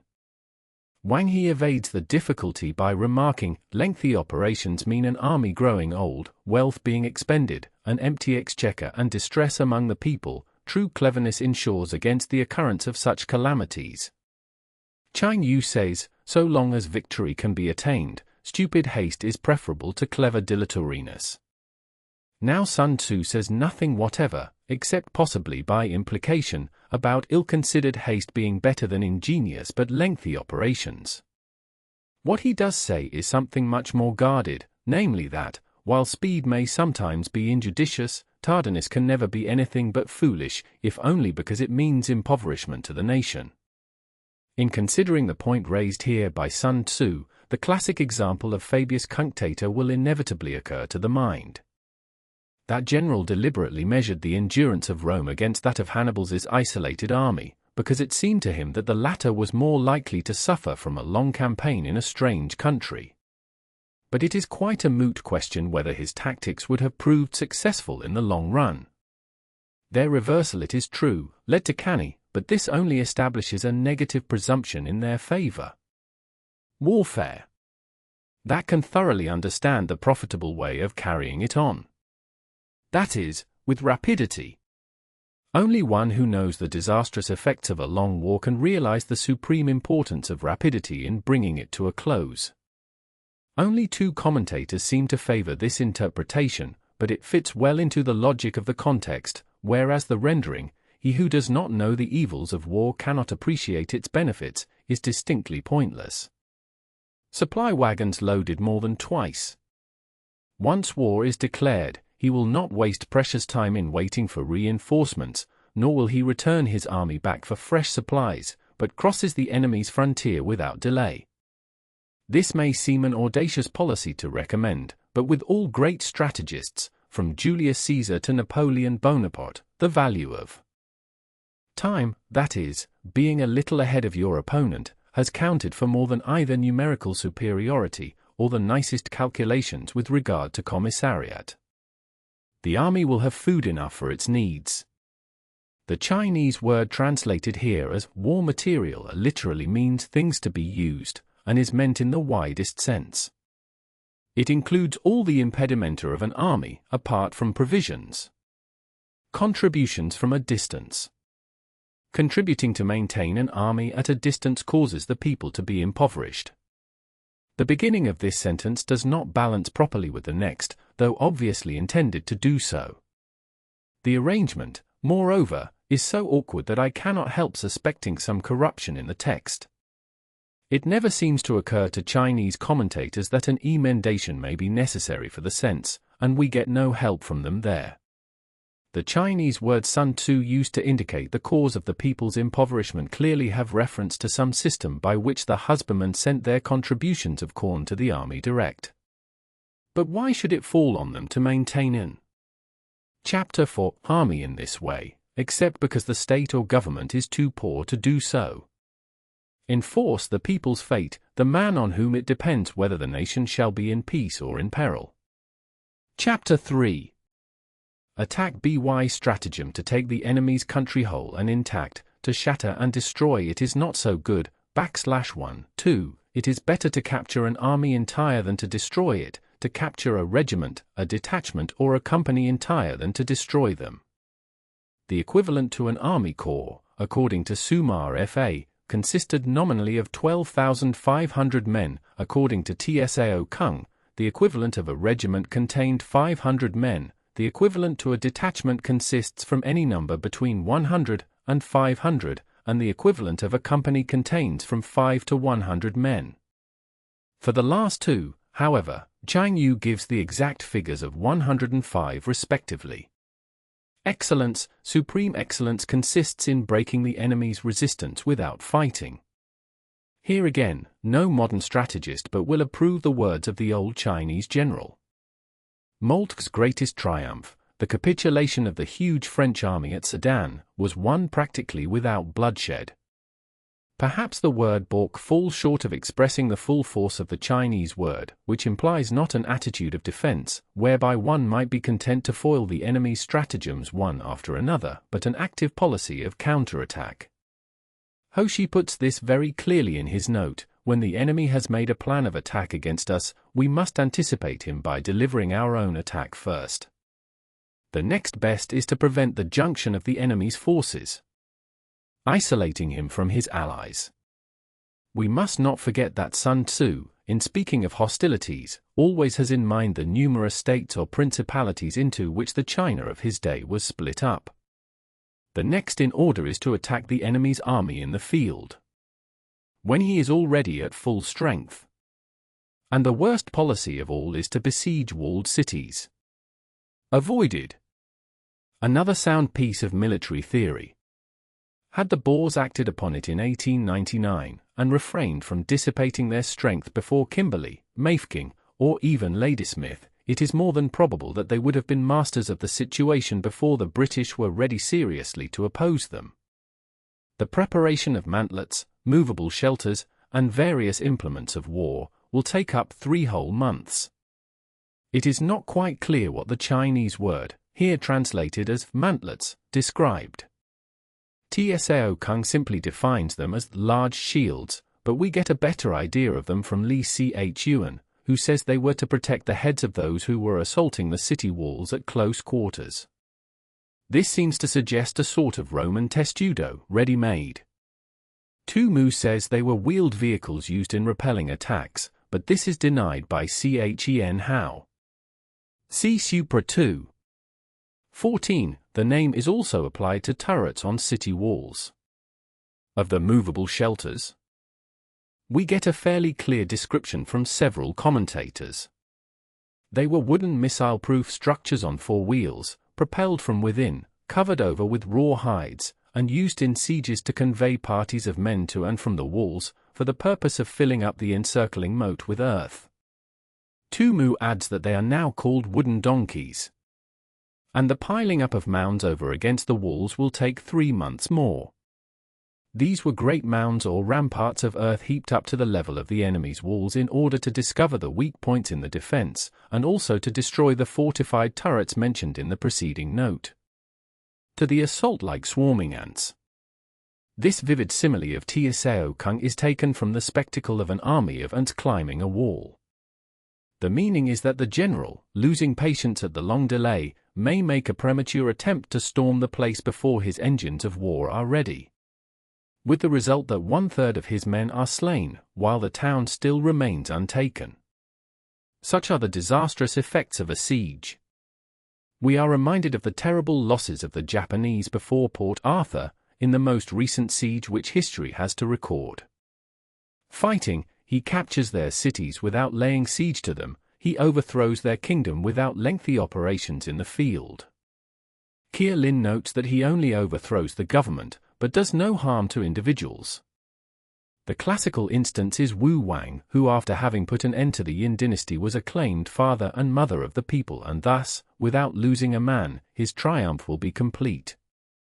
Owing to the double meanings in the Chinese text, the latter part of the sentence is susceptible of quite a different meaning, and thus, the weapon not being blunted by use, its keenness remains perfect. This is the method of attacking by stratagem. Surround him, if 5-1, to attack him straightway, without waiting for any further advantage. If twice as numerous, to divide our army into 2. Tu Mu takes exception to the saying, and at first sight, indeed, it appears to violate a fundamental principle of war.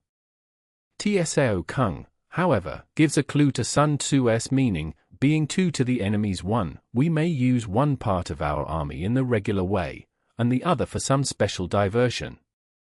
Chang Yu thus further elucidates the point, if our force is twice as numerous as that of the enemy, it should be split up into 2 divisions, one to meet the enemy in front, and one to fall upon his rear. If he replies to the frontal attack, he may be crushed from behind, if to the rearward attack, he may be crushed in front.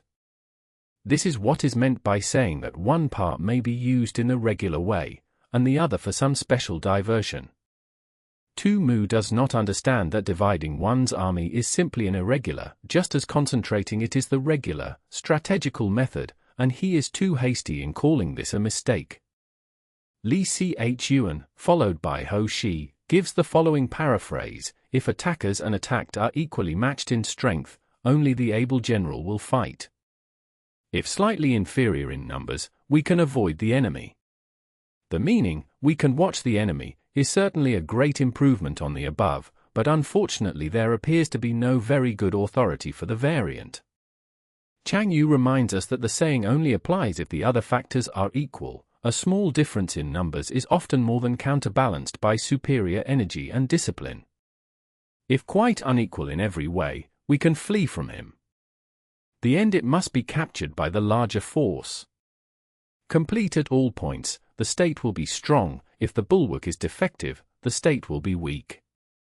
As Li Chiyuan tersely puts it, gap indicates deficiency. If the general's ability is not perfect, i.e. if he is not thoroughly versed in his profession, his army will lack strength, gami, of the fact that it cannot obey. This is called hobbling the army. Li Chiyuan adds the comment, it is like tying together the legs of a thoroughbred, so that it is unable to gallop. One would naturally think of the ruler in this passage as being at home and trying to direct the movements of his army from a distance.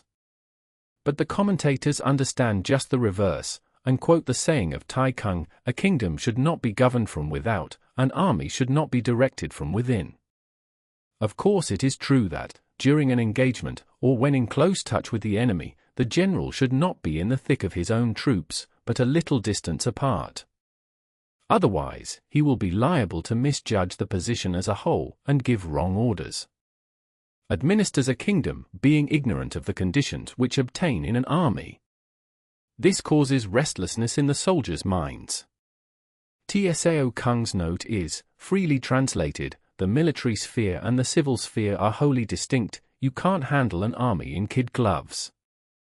And Chang Yu says, humanity and justice are the principles on which to govern a state, but not an army. Opportunism and flexibility, on the other hand, are military rather than civil virtues to assimilate the governing of an army to that of a state, understood.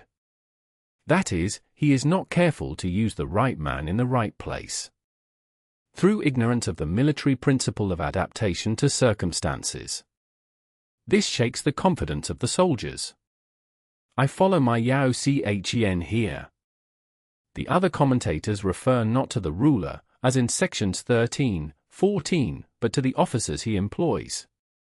Thus Tu Yu says, if a general is ignorant of the principle of adaptability, he must not be entrusted with a position of authority. Tu Mu quotes, the skillful employer of men will employ the wise man, the brave man, the covetous man, and the stupid man. For the wise man delights in establishing his merit, the brave man likes to show his courage in action, the covetous man is quick at seizing advantages, and the stupid man has no fear of death come from the other feudal princes. This is simply bringing anarchy into the army, and flinging victory away. Will win who knows when to fight and when not to fight. Chang Yu says, if he can fight, he advances and takes the offensive, if he cannot fight, he retreats and remains on the defensive. He will invariably conquer who knows whether it is right to take the offensive or the defensive. He will win who knows how to handle both superior and inferior forces. This is not merely the general's ability to estimate numbers correctly, as Li Chuan and others make out. Chang Yu expounds the saying more satisfactorily, by applying the art of war, it is possible with a lesser force to defeat a greater, and vice versa. The secret lies in an eye for locality, and in not letting the right moment slip. Thus Wu Tzu says, with a superior force, make for easy ground, with an inferior one, make for difficult ground. He will win whose army is animated by the same spirit throughout all its ranks. He will win who, prepared himself, waits to take the enemy unprepared. He will win who has military capacity and is not interfered with by the sovereign. Tu Yu quotes Wang Tzu as saying, it is the sovereign's function to give broad instructions, but to decide on battle it is the function of the general. It is needless to dilate on the military disasters which have been caused by undue interference with operations in the field on the part of the home government. Napoleon undoubtedly owed much of his extraordinary success to the fact that he was not hampered by central authority. Victory lies in the knowledge of these 5 points. Literally, these 5 things are knowledge of the principle of victory, not fear the result of 100 battles. If you know yourself but not the enemy, for every victory gained you will also suffer a defeat. Li Chuan cites the case of Fu Qian, Prince of Qin, who in 383 AD marched with a vast army against the Qin emperor.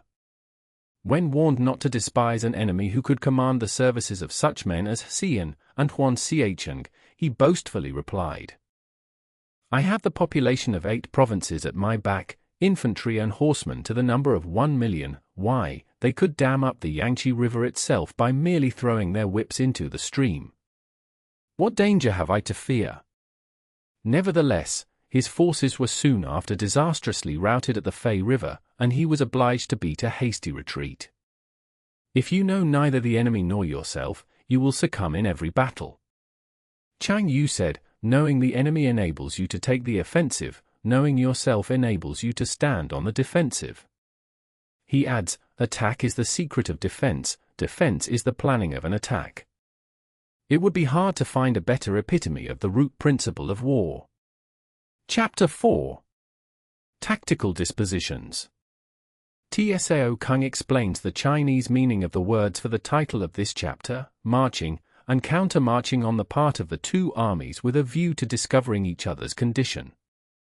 Tu Mu says, it is through the dispositions of an army that its condition may be discovered. Conceal your dispositions, and your condition will remain secret, which leads to victory. Show your dispositions, and your condition will become patent, which leads to defeat. Wang He remarks that the good general can secure success by modifying his tactics to meet those of the enemy, the possibility of defeat, and then waited for an opportunity of defeating the enemy. Opportunity of defeating the enemy is provided by the enemy himself. That is, of course, by a mistake on the enemy's part. Chang Yu says this is done by concealing the disposition of his troops, covering up his tracks, and taking unremitting precautions. But cannot make certain of defeating the enemy. To do it, the enemy means taking the offensive. I retain the sense found in a similar passage in sections 1 through 3, in spite of the fact that the commentators are all against me. The meaning they give, he who cannot conquer takes the defensive, is plausible enough. Attacking, a superabundance of strength. Recesses of the earth. Literally, hides under the ninth earth, which is a metaphor indicating the utmost secrecy and concealment, so that the enemy may not know his whereabouts. He who is skilled in attack flashes forth from the topmost heights of heaven. Another metaphor, implying that he falls on his adversary like a thunderbolt, against which there is no time to prepare. This is the opinion of most of the commentators. Thus on the one hand we have ability to protect ourselves, on the other, a victory that is complete. Not the acme of excellence. As Tsao Kung remarks, the thing is to see the plant before it has germinated, to foresee the event before the action has begun. Li Chuan alludes to the story of Han Hin who, when about to attack the vastly superior army of Chao, which was strongly entrenched in the city of Xianjian, said to his officers, "Gentlemen, we are going to annihilate the enemy, and shall meet again at dinner." The officers hardly took his words seriously, and gave a very dubious assent. But Han Hin had already worked out in his mind the details of a clever stratagem, whereby, as he foresaw, he was able to capture the city and inflict a crushing defeat on his adversary. The whole empire says, "Well done." True excellence being, as Tu Mu says, to plan secretly, to move surreptitiously, to foil the enemy's intentions, and balk his schemes, so that at last the day may be won without shedding a drop of blood.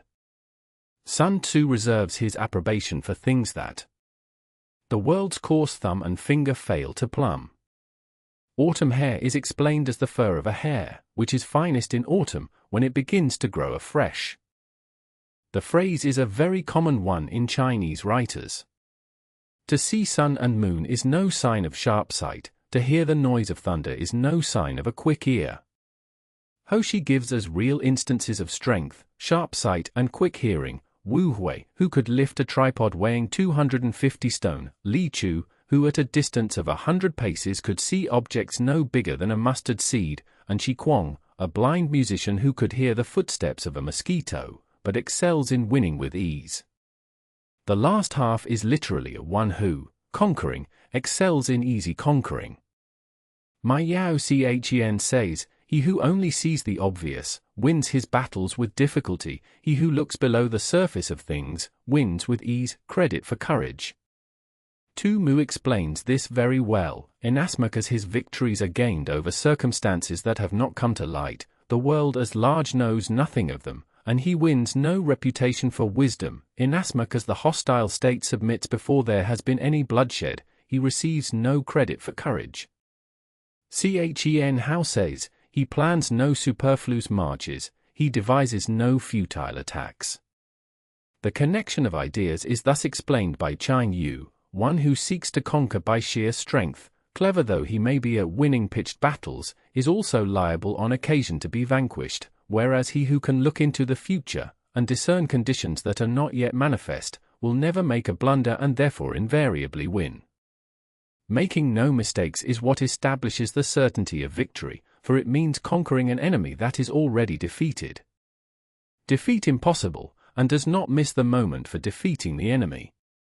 A counsel of perfection, as Sun Tzu truly observes. Position need not be confined to the actual ground occupied by the troops. It includes all the arrangements and preparations which a wise general will make to increase the safety of his army. After the victory has been won, whereas he who is destined to defeat first fights and afterwards looks for victory. Hoshi thus expounds the paradox: in warfare, first lay plans which will ensure victory, and then lead your army to battle. If you will not begin with stratagem but rely on brute strength alone, victory will no longer be assured. Adheres to method and discipline, thus it is in his power to control success. Secondly, estimation of quantity. Thirdly, calculation. Fourthly, balancing of chances. Fifthly, victory. Measurement, calculation to estimation of quantity, balancing of chances to calculation, and victory to balancing of chances. It is not easy to distinguish the four terms very clearly in the Chinese.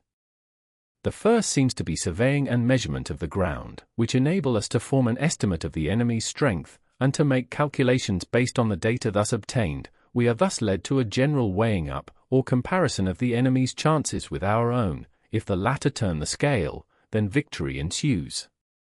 The chief difficulty lies in third term, which in the Chinese some commentators take as a calculation of numbers, thereby making it nearly synonymous with the second term. Perhaps the second term should be thought of as a consideration of the enemy's general position or condition, while the third term is the estimate of his numerical strength. On the other hand, Sun Tzu says, the question of relative strength having been settled, we can bring the varied resources of cunning into play. Hoshi seconds this interpretation, but weakens it. /1, it points to the third term as being a calculation of numbers, placed in the scale against a single grain. Literally, a victorious army is like an eye, 20 ounces, weighed against a shoe, 1/24th ounce. A routed army is a shoe weighed against an eye. The point is simply the enormous advantage which a disciplined force, flushed with victory, has over one demoralized by defeat. Legge, in his note on Mencius, Ein 2, 9. 2, makes the eye to be 24 Chinese ounces, and corrects Chu He's statement that it equaled 20 ounces only. But Li Chuan of the Tang dynasty here gives the same figure as Chu He. Waters into a chasm 1,000 fathoms deep. So much for tactical dispositions. Chapter 5. Energy, the control of a few men. It is merely a question of dividing up their numbers. That is, cutting up the army into regiments, companies, etc., with subordinate officers in command of each. Sun Tzu reminds us of Han Hin's famous reply to the first Han Emperor, who once said to him, "How large an army do you think I could lead?" "Not more than 100,000 men, Your Majesty." "And you?" asked the Emperor. "Oh," he answered, "the more the better. From fighting with a small one, it is merely a question of instituting signs and signals. Enemies attack and remain unshaken. This is effected by maneuvers direct and indirect." We now come to one of the most interesting parts of Sun Tzu's treatise, the discussion of the Cheng and the Chi.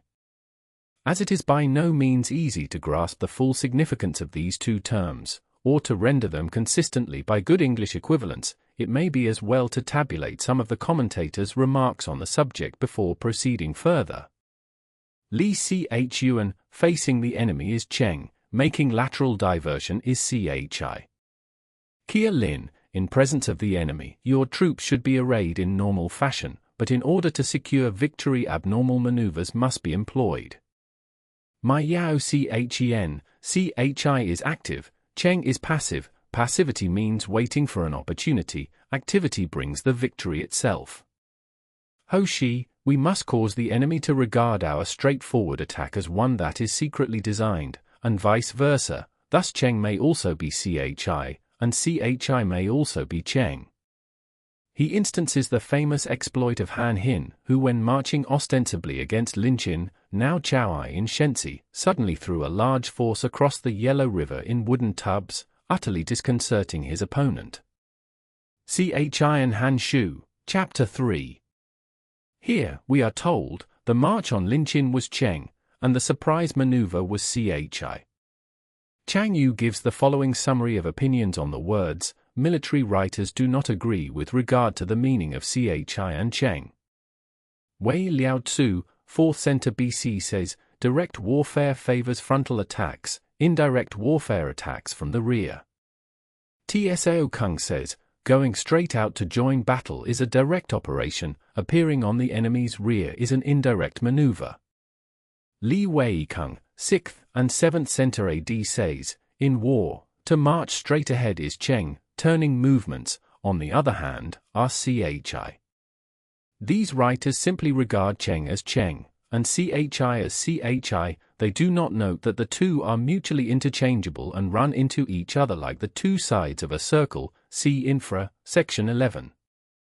A comment on the Tang Emperor Taizong goes to the root of the matter. A Chi maneuver may be Cheng, if we make the enemy look upon it as Cheng, then our real attack will be Chi, and vice versa. The whole secret lies in confusing the enemy so that he cannot fathom our real intent. To put it perhaps a little more clearly, any attack, or other operation is Cheng, on which the enemy has had his attention fixed, whereas that is Chi, which takes him by surprise or comes from an unexpected quarter. If the enemy perceives a movement which is meant to be Chi, it immediately becomes Cheng and egg. This is effected by the science of weak points and strong. But indirect methods will be needed in order to secure victory. Chang Yu says, steadily develop indirect tactics, either by pounding the enemy's flanks, or falling on his rear. A brilliant example of the indirect tactics which decided the fortunes of a campaign was Lord Robert's night march round the Peiwoh Kotal in the Second Afghan War. An earth, unending as the flow of rivers and streams, like the sun and moon, they end but to begin anew, like the four seasons, they pass away but to return once more. Tu Yu and Chang Yu understand this of the permutations of Chi and Cheng. But at present Sun Tzu is not speaking of Cheng at all, unless, indeed, we suppose with Cheng Yuxian that a clause relating to it has fallen out of the text. Of course, as has already been pointed out, the two are so inextricably interwoven in all military operations that they cannot really be considered apart. Here we simply have an expression, in figurative language, of the almost infinite resource of a great leader. These five give rise to more melodies than can ever be heard. White and black, yet in combination they produce more hues than can ever be seen. 9. There are not more than 5 cardinal tastes, sour, acrid, salt, sweet, bitter, yet combinations of them yield more flavors than can ever be tasted. And the indirect, yet these two in combination give rise to an endless series of maneuvers. Like moving in a circle, you never come to an end. Who can exhaust the possibilities of their combination? Roll stones along in its course, which enables it to strike and destroy its victim. The Chinese here is tricky, and a certain key word in the context it is used defies the best efforts of the translator. Tu Mu defines this word as the measurement or estimation of distance. But this meaning does not quite fit the illustrative simile in section 15. Applying this definition to the falcon, it seems to me to denote that instinct of self-restraint which keeps the bird from swooping on its quarry until the right moment, together with the power of judging when the right moment has arrived. The analogous quality in soldiers is the highly important one of being able to reserve their fire until the very instant at which it will be most effective. When the Victory went into action at Trafalgar at hardly more than drifting pace, she was for several minutes exposed to a storm of shot and shell before replying with a single gun. Nelson coolly waited until he was within close range, when the broadside he brought to bear worked fearful havoc on the enemy's nearest ships. Prompt in his decision. The word decision would have reference to the measurement of distance mentioned above, letting the enemy get near before striking. But I cannot help thinking that Sun Tzu meant to use the word in a figurative sense comparable to our own idiom short and sharp. Compare to Wang He's note, which after describing the falcon's mode of attack, proceeds, "This is just how the psychological moment should be seized in war, the releasing of the trigger." None of the commentators seem to grasp the real point of the simile of energy, and the force stored up in the bent crossbow until released by the finger on the trigger. Disorder and yet no real disorder at all, amid confusion and chaos, your array may be without head or tail, yet it will be proof against defeat. My Yao Chen says, the subdivisions of the army having been previously fixed, and the various signals agreed upon, the separating and joining, the dispersing and collecting which will take place in the course of a battle, may give the appearance of disorder when no real disorder is possible. Your formation may be without head or tail, your dispositions all topsy-turvy, and yet a rout of your force is quite out of the question, postulates courage, simulated weakness postulates strength. In order to make the translation intelligible, it is necessary to tone down the sharply paradoxical form of the original.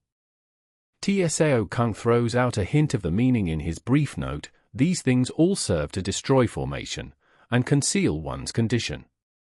But Tu Mu is the first to put it quite plainly, if you wish to feign confusion in order to lure the enemy on, you must first have perfect discipline. If you wish to display timidity in order to entrap the enemy, you must have extreme courage. If you wish to parade your weakness in order to make the enemy overconfident, you must have exceeding strength subdivision. See Supra, Section 1. Concealing courage under a show of timidity presupposes a fund of latent energy. The commentators strongly understand a certain Chinese word here differently than anywhere else in this chapter. Thus Tu Mu says, "Seeing that we are favorably circumstanced and yet make no move, the enemy will believe that we are really afraid." Masking strength with weakness is to be effected by tactical dispositions. Chang Yu relates the following anecdote of Cao Zhu, the first Han emperor. Wishing to crush the Sung Yu, he sent out spies to report on their condition. But the Sung Yu, forewarned, carefully concealed all their able-bodied men and well-fed horses, and only allowed infirm soldiers and emaciated cattle to be seen. The result was that spies one and all recommended the emperor to deliver his attack. Lu Qing alone opposed them, saying, "When two countries go to war, they are naturally inclined to make an ostentatious display of their strength. Yet our spies have seen nothing but old age and infirmity. This is surely some ruse on the part of the enemy, and it would be unwise for us to attack." The emperor, however, disregarding this advice, fell into the trap and found himself surrounded at poting, deceitful appearances, according to which the enemy will act. Tsao Kung's note is make a display of weakness and want. Tu Mu says, if our force happens to be superior to the enemy's, weakness may be simulated in order to lure him on, but if inferior, he must be led to believe that we are strong, in order that he may keep off. In fact, all the enemy's movement should be determined by the signs that we choose to give him. Note the following anecdote of Sun Pin, a descendant of Sun Wu. In 341 BC, the Chi state being at war with Wei, sent Tian Qi and Sun Pin against the general Pang Chuan, who happened to be a deadly personal enemy of the. Chapter 5, later. Sun Pin said, "The Chi state has a reputation for cowardice, and therefore our adversary despises us. Let us turn this circumstance to account." Accordingly, when the army had crossed the border into Wei territory, he gave orders to show 100,000 fires on the first night, 50,000 on the next, and the night after only 20,000. Pang Chuan pursued them hotly, saying to himself, "I knew these men of Chi were cowards, their numbers have already fallen away by more than half." In his retreat, Sun Pin came to a narrow defile, which he calculated that his pursuers would reach after dark. Here he had a tree stripped of its bark, and inscribed upon it the words, "Under this tree shall Pang Chuan die." Then, as night began to fall, he placed a strong body of archers in ambush nearby, with orders to shoot directly if they saw a light. Later on, Pang Chuan arrived at the spot, and noticing the tree, struck a light in order to read what was written on it. his body was immediately riddled by a volley of arrows, and his whole army thrown into confusion. The above is Tu Mu's version of the story. The Shi Qi, less dramatically but probably with more historical truth, makes Pang Chuan cut his own throat with an exclamation of despair after the rout of his army. He sacrifices something that the enemy may snatch at it. Of picked men he lies in wait for him. With an emendation suggested by Li Qing, this then reads, he lies in wait with the main body of his troops, does not require too much from individuals. Tu Mu says, he first of all considers the power of his army in the bulk, afterwards he takes individual talent into account, and uses each man according to his capabilities. He does not demand perfection from the untalented.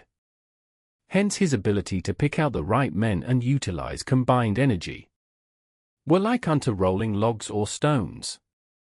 For it is the nature of a log or stone to remain motionless on level ground, and to move when on a slope, if four-cornered, to come to a standstill, but if round-shaped, to go rolling down.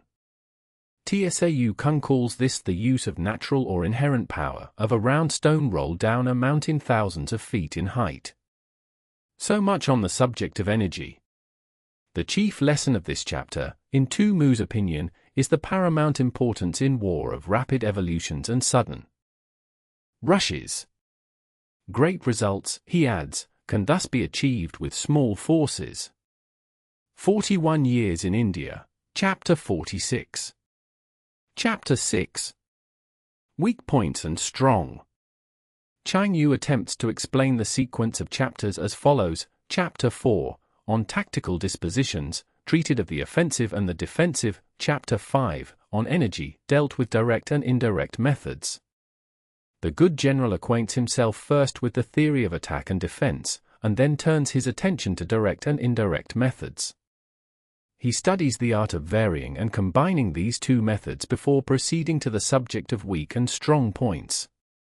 For the use of direct or indirect methods arises out of attack and defense, and the perception of weak and strong points depends again on the above methods. Hence the present chapter comes immediately after the chapter on energy. The enemy will be fresh for the fight. Whoever is second in the field and has to hasten to battle will arrive exhausted. Does not allow the enemy's will to be imposed on him. One mark of a great soldier is that he fight on his own terms or fights not at all. Of his own accord, or, by inflicting damage, he can make it impossible for the enemy to draw near. In the first case, he will entice him with a bait. In the second, he will strike at some important point which the enemy will have to defend. This passage may be cited as evidence against Ma Yao Chen's interpretation of I section 23. If well supplied with food, he can starve him out. If quietly encamped, he can force him to move swiftly to places where you are not expected, through country where the enemy is not. Tsao Kung sums up very well, emerge from the void, QD like the bolt from the blue, strike at vulnerable points, shun places that are defended, attack in unexpected quarters, places which are undefended. Wang He explains undefended places as weak points, that is to say, where the general is lacking in capacity, or the soldiers in spirit, where the walls are not strong enough, or the precautions not strict enough, where relief comes too late, or provisions are too scanty, or the defenders are variant amongst themselves. You can ensure the safety of your defense if you only hold positions that cannot be attacked, i.e., where there are none of the weak points mentioned above.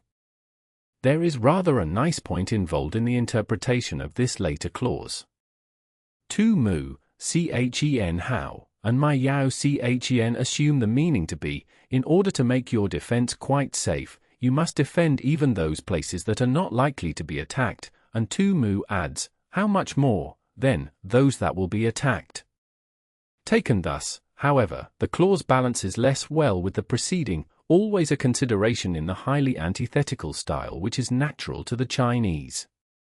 Chang Yu, therefore, seems to come nearer the mark in saying, he who is skilled in attack flashes forth from the topmost heights of heaven, c4. Section 7, making it impossible for the enemy to guard against him. This being so, the places that I shall attack are precisely those that the enemy cannot defend. He who is skilled in defense hides in the most secret recesses of the earth, making it impossible for the enemy to estimate his whereabouts. This being so, the places that I shall hold are precisely those that the enemy cannot attack, know what to defend, and he is skillful in defense whose opponent does not know what to attack. An aphorism which puts the whole art of war in a nutshell. Invisible, through you inaudible. Literally, without form or sound, but it is said of course with reference to the enemy. And hence we can hold the enemy's fate in our hands. Enemy's weak points, you may retire and be safe from pursuit if your movements are more rapid than those of the enemy, though he be sheltered behind a high rampart and a deep ditch. All we need do is attack some other place that he will be obliged to relieve.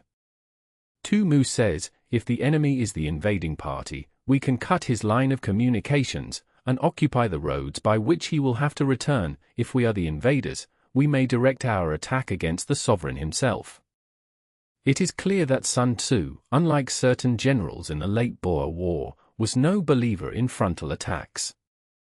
Us, even though the lines of our encampment be merely traced out on the ground. All we need do is to throw something odd and unaccountable in his way. This extremely concise expression is intelligibly paraphrased by Kia Lin, even though we have constructed neither wall nor ditch.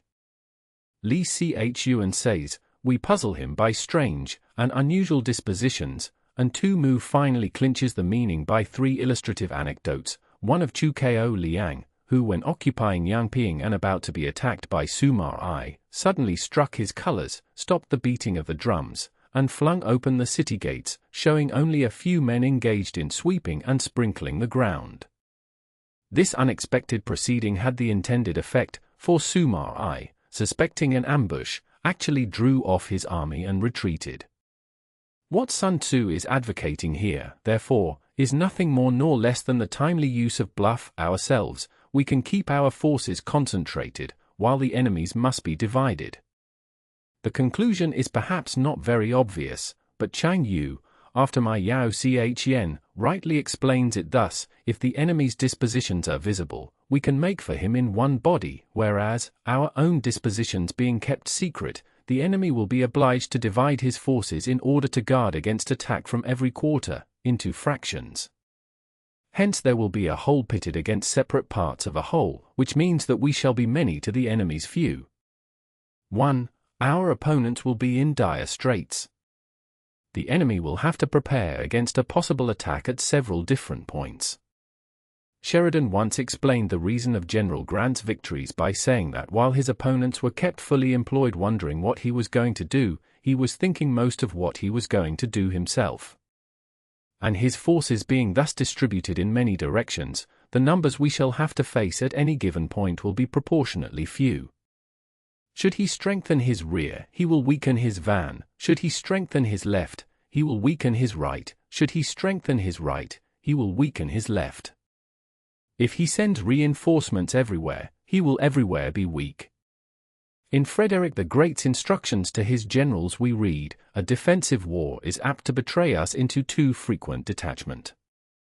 Those generals who have had but little experience attempt to protect every point, while those who are better acquainted with their profession, having only the capital object in view, guard against a decisive blow, and acquiesce in small misfortunes to avoid greater attacks. Numerical strength, from compelling our adversary to make these preparations against us. The highest generalship, in Colonel Henderson's words, is to compel the enemy to disperse his army, and then to concentrate superior force against each fraction in turn, concentrate from the greatest distances in order to fight. What Sun Tzu evidently has in mind is that nice calculation of distances, and that masterly employment of strategy which enable a general to divide his army for the purpose of a long and rapid march, and afterwards to effect a junction at precisely the right spot and the right hour in order to confront the enemy in overwhelming strength. Among many such successful junctions which military history records, one of the most dramatic and decisive was the appearance of Blücher just at the critical moment on the field of Waterloo. Impotent to succor the right equally impotent to succor the left, the van unable to relieve the rear, or the rear to support the van. How much more so if the furthest portions of the army are anything under 100 li apart, and even the nearest are separated by several li. The Chinese of this last sentence is a little lacking in precision, but the mental picture we are required to draw is probably that of an army advancing towards a given rendezvous in separate columns, each of which has orders to be there on a fixed date. If the general allows the various detachments to proceed at haphazard, without precise instructions as to the time and place of meeting, the enemy will be able to annihilate the army in detail. Chang Yu's note may be worth quoting here: if we do not know the place where our opponents mean to concentrate or the day on which they will join battle, our unity will be forfeited through our preparations for defense, and the positions we hold will be insecure. Suddenly happening upon a powerful foe, we shall be brought to battle in a flurried condition, and no mutual support will be possible between wings, vanguard, or rear, especially if there is any great distance between the foremost and hindmost divisions of the army, in number, that shall advantage them nothing in the matter of victory. I say then that victory can be achieved. Alas for these brave words! The long feud between the two states ended in 473 BC with the total defeat of Wu by Ku Qian and its incorporation in Yu. This was doubtless long after Sun Tzu's death. With his present assertion compare 4. Section 4. Chang Yu is the only one to point out the seeming discrepancy, which he thus goes on to explain. In the chapter on tactical dispositions it is said, one may know how to conquer without being able to do it, whereas here we have the statement that victory can be achieved. The explanation is, that in the former chapter, where the offensive and defensive are under discussion, it is said that if the enemy is fully prepared, one cannot make certain of beating him. But the present passage refers particularly to the soldiers of Yu who, according to Sun Tzu's calculations, will be kept in ignorance of the time and place of the impending struggle. That is why he says here that victory can be achieved, fighting schemes so as to discover his plans and the likelihood of their success. An alternative reading offered by Kia Lin is, know beforehand all plans conducive to our success and to the enemy's failure. Chang Yu tells us that by noting the joy or anger shown by the enemy on being thus disturbed, we shall be able to conclude whether his policy is to lie low or the reverse. He instances the action of Choku Liang, who sent the scornful present of a woman's head-dress to Sumar I, in order to goad him out of his Fabian tactics. Force him to reveal himself, so as to find out his vulnerable spots. Know where strength is superabundant and where it is deficient. Compare to 4. Section 6, is to conceal them. The piquancy of the paradox evaporates in translation. Concealment is perhaps not so much actual invisibility, see supra section 9, as showing no sign of what you mean to do, of the plans that are formed in your brain. Conceal your dispositions, and you will be safe from the prying of the subtlest spies, from the machinations of the wisest brains. Tu Mu explains, though the enemy may have clever and capable officers, they will not be able to lay any plans against us. Tactics, that is what the multitude cannot comprehend. C is the strategy out of which victory is evolved. I.e., everybody can see superficially how a battle is won. What they cannot see is the long series of plans and combinations which has preceded the battle. Let your methods be regulated by the infinite variety of circumstances. As Wang He sagely remarks, there is but one root principle underlying victory, but the tactics which lead up to it are infinite in number. With this compare Colonel Henderson, the rules of strategy are few and simple. They may be learned in a week. They may be taught by familiar illustrations or a dozen diagrams. But such knowledge will no more teach a man to lead an army like Napoleon than a knowledge of grammar will teach him to write like Gibbon. Course runs away from high places and hastens downwards. Is weak. Like water, taking the line of least resistance. Which it flows, the soldier works out his victory in relation to the foe whom he is facing. There are no constant conditions. Thereby succeed in winning, may be called a heaven-born captain. Equally predominant. That is, as Wang He says, they predominate alternately.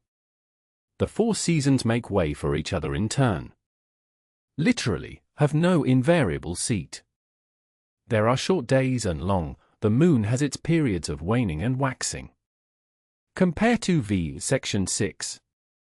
The purport of the passage is simply to illustrate the want of fixity in war by the changes constantly taking place in nature.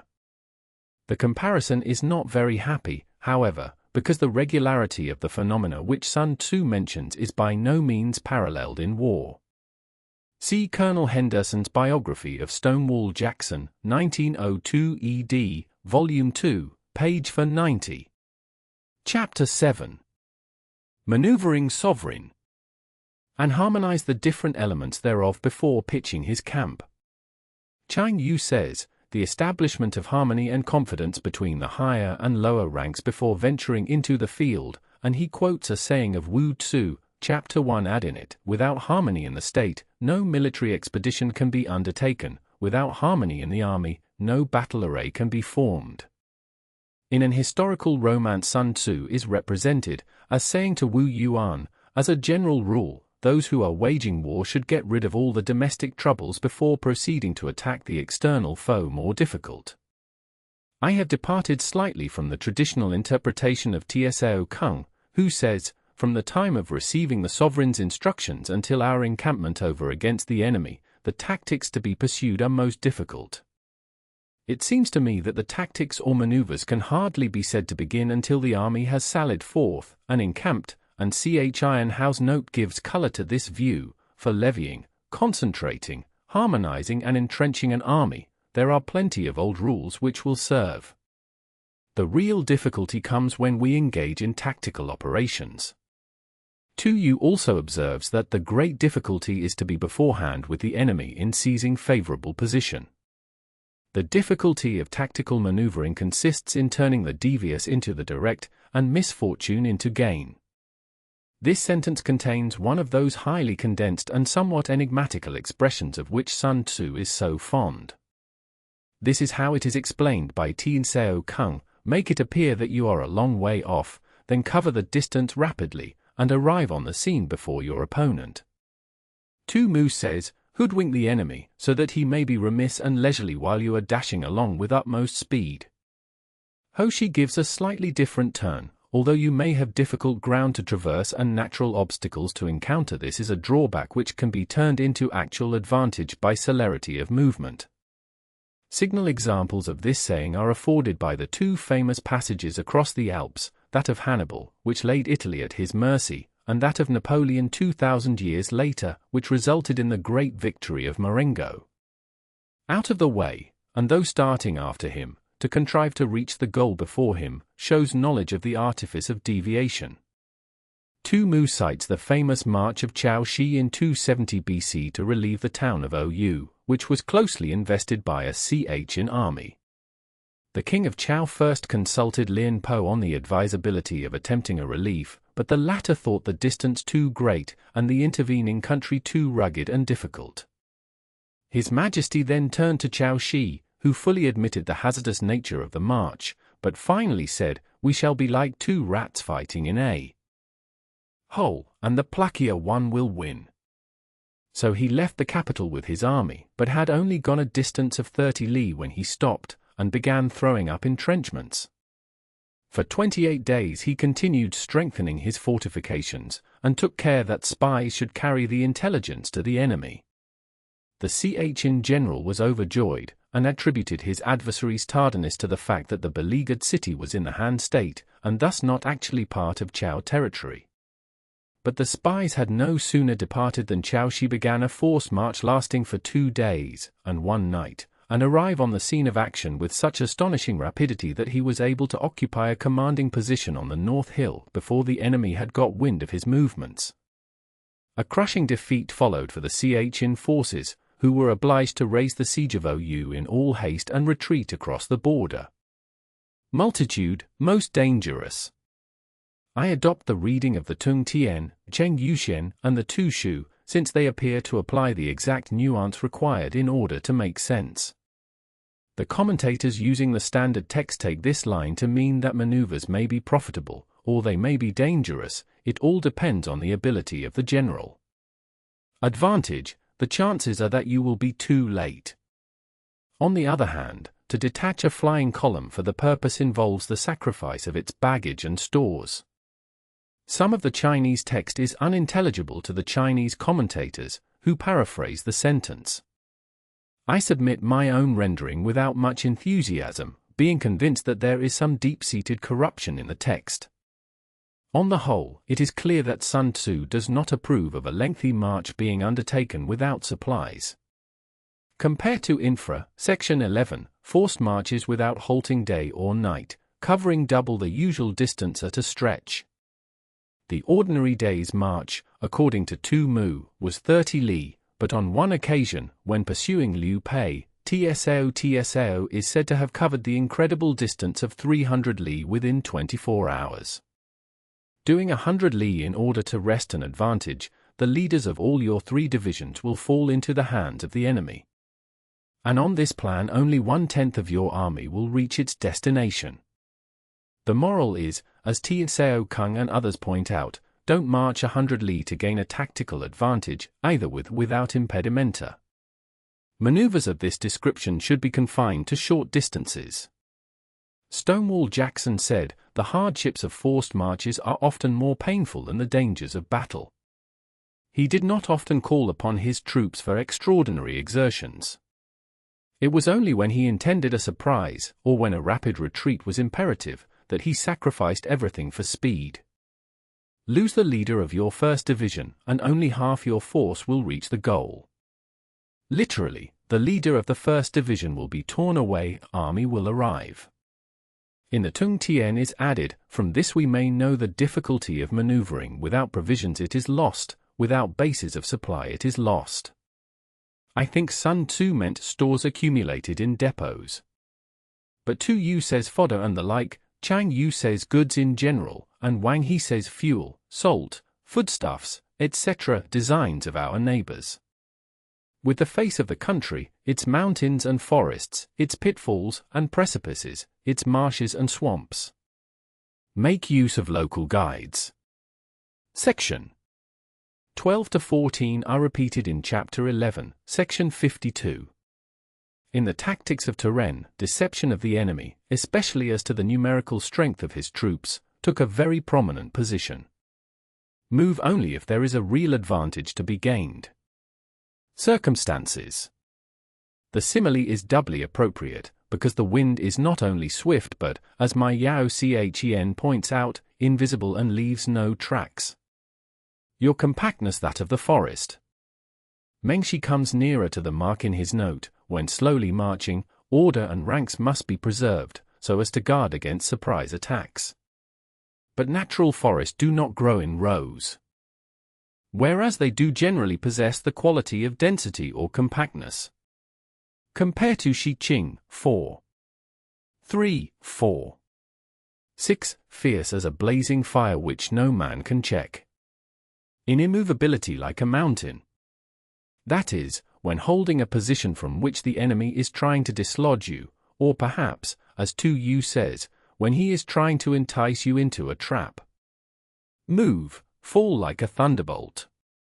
Tu Yu quotes a saying of Tai Kung which has passed into a proverb, you cannot shut your ears to the thunder, or your eyes to the lighting, so rapid are they.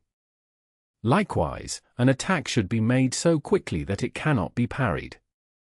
Your men. Sun Tzu wishes to lessen the abuses of indiscriminate plundering by insisting that all booty shall be thrown into a common stock, which may afterwards be fairly divided amongst all. When you capture new territory, cut it up into allotments for the benefit of the soldiery.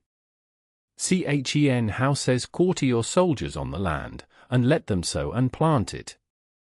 It is by acting on this principle, and harvesting the lands they invaded, that the Chinese have succeeded in carrying out some of their most memorable and triumphant expeditions, such as that of Pan Chao who penetrated to the Caspian, and in more recent years, those of Fukiang and Sotsung Tiang.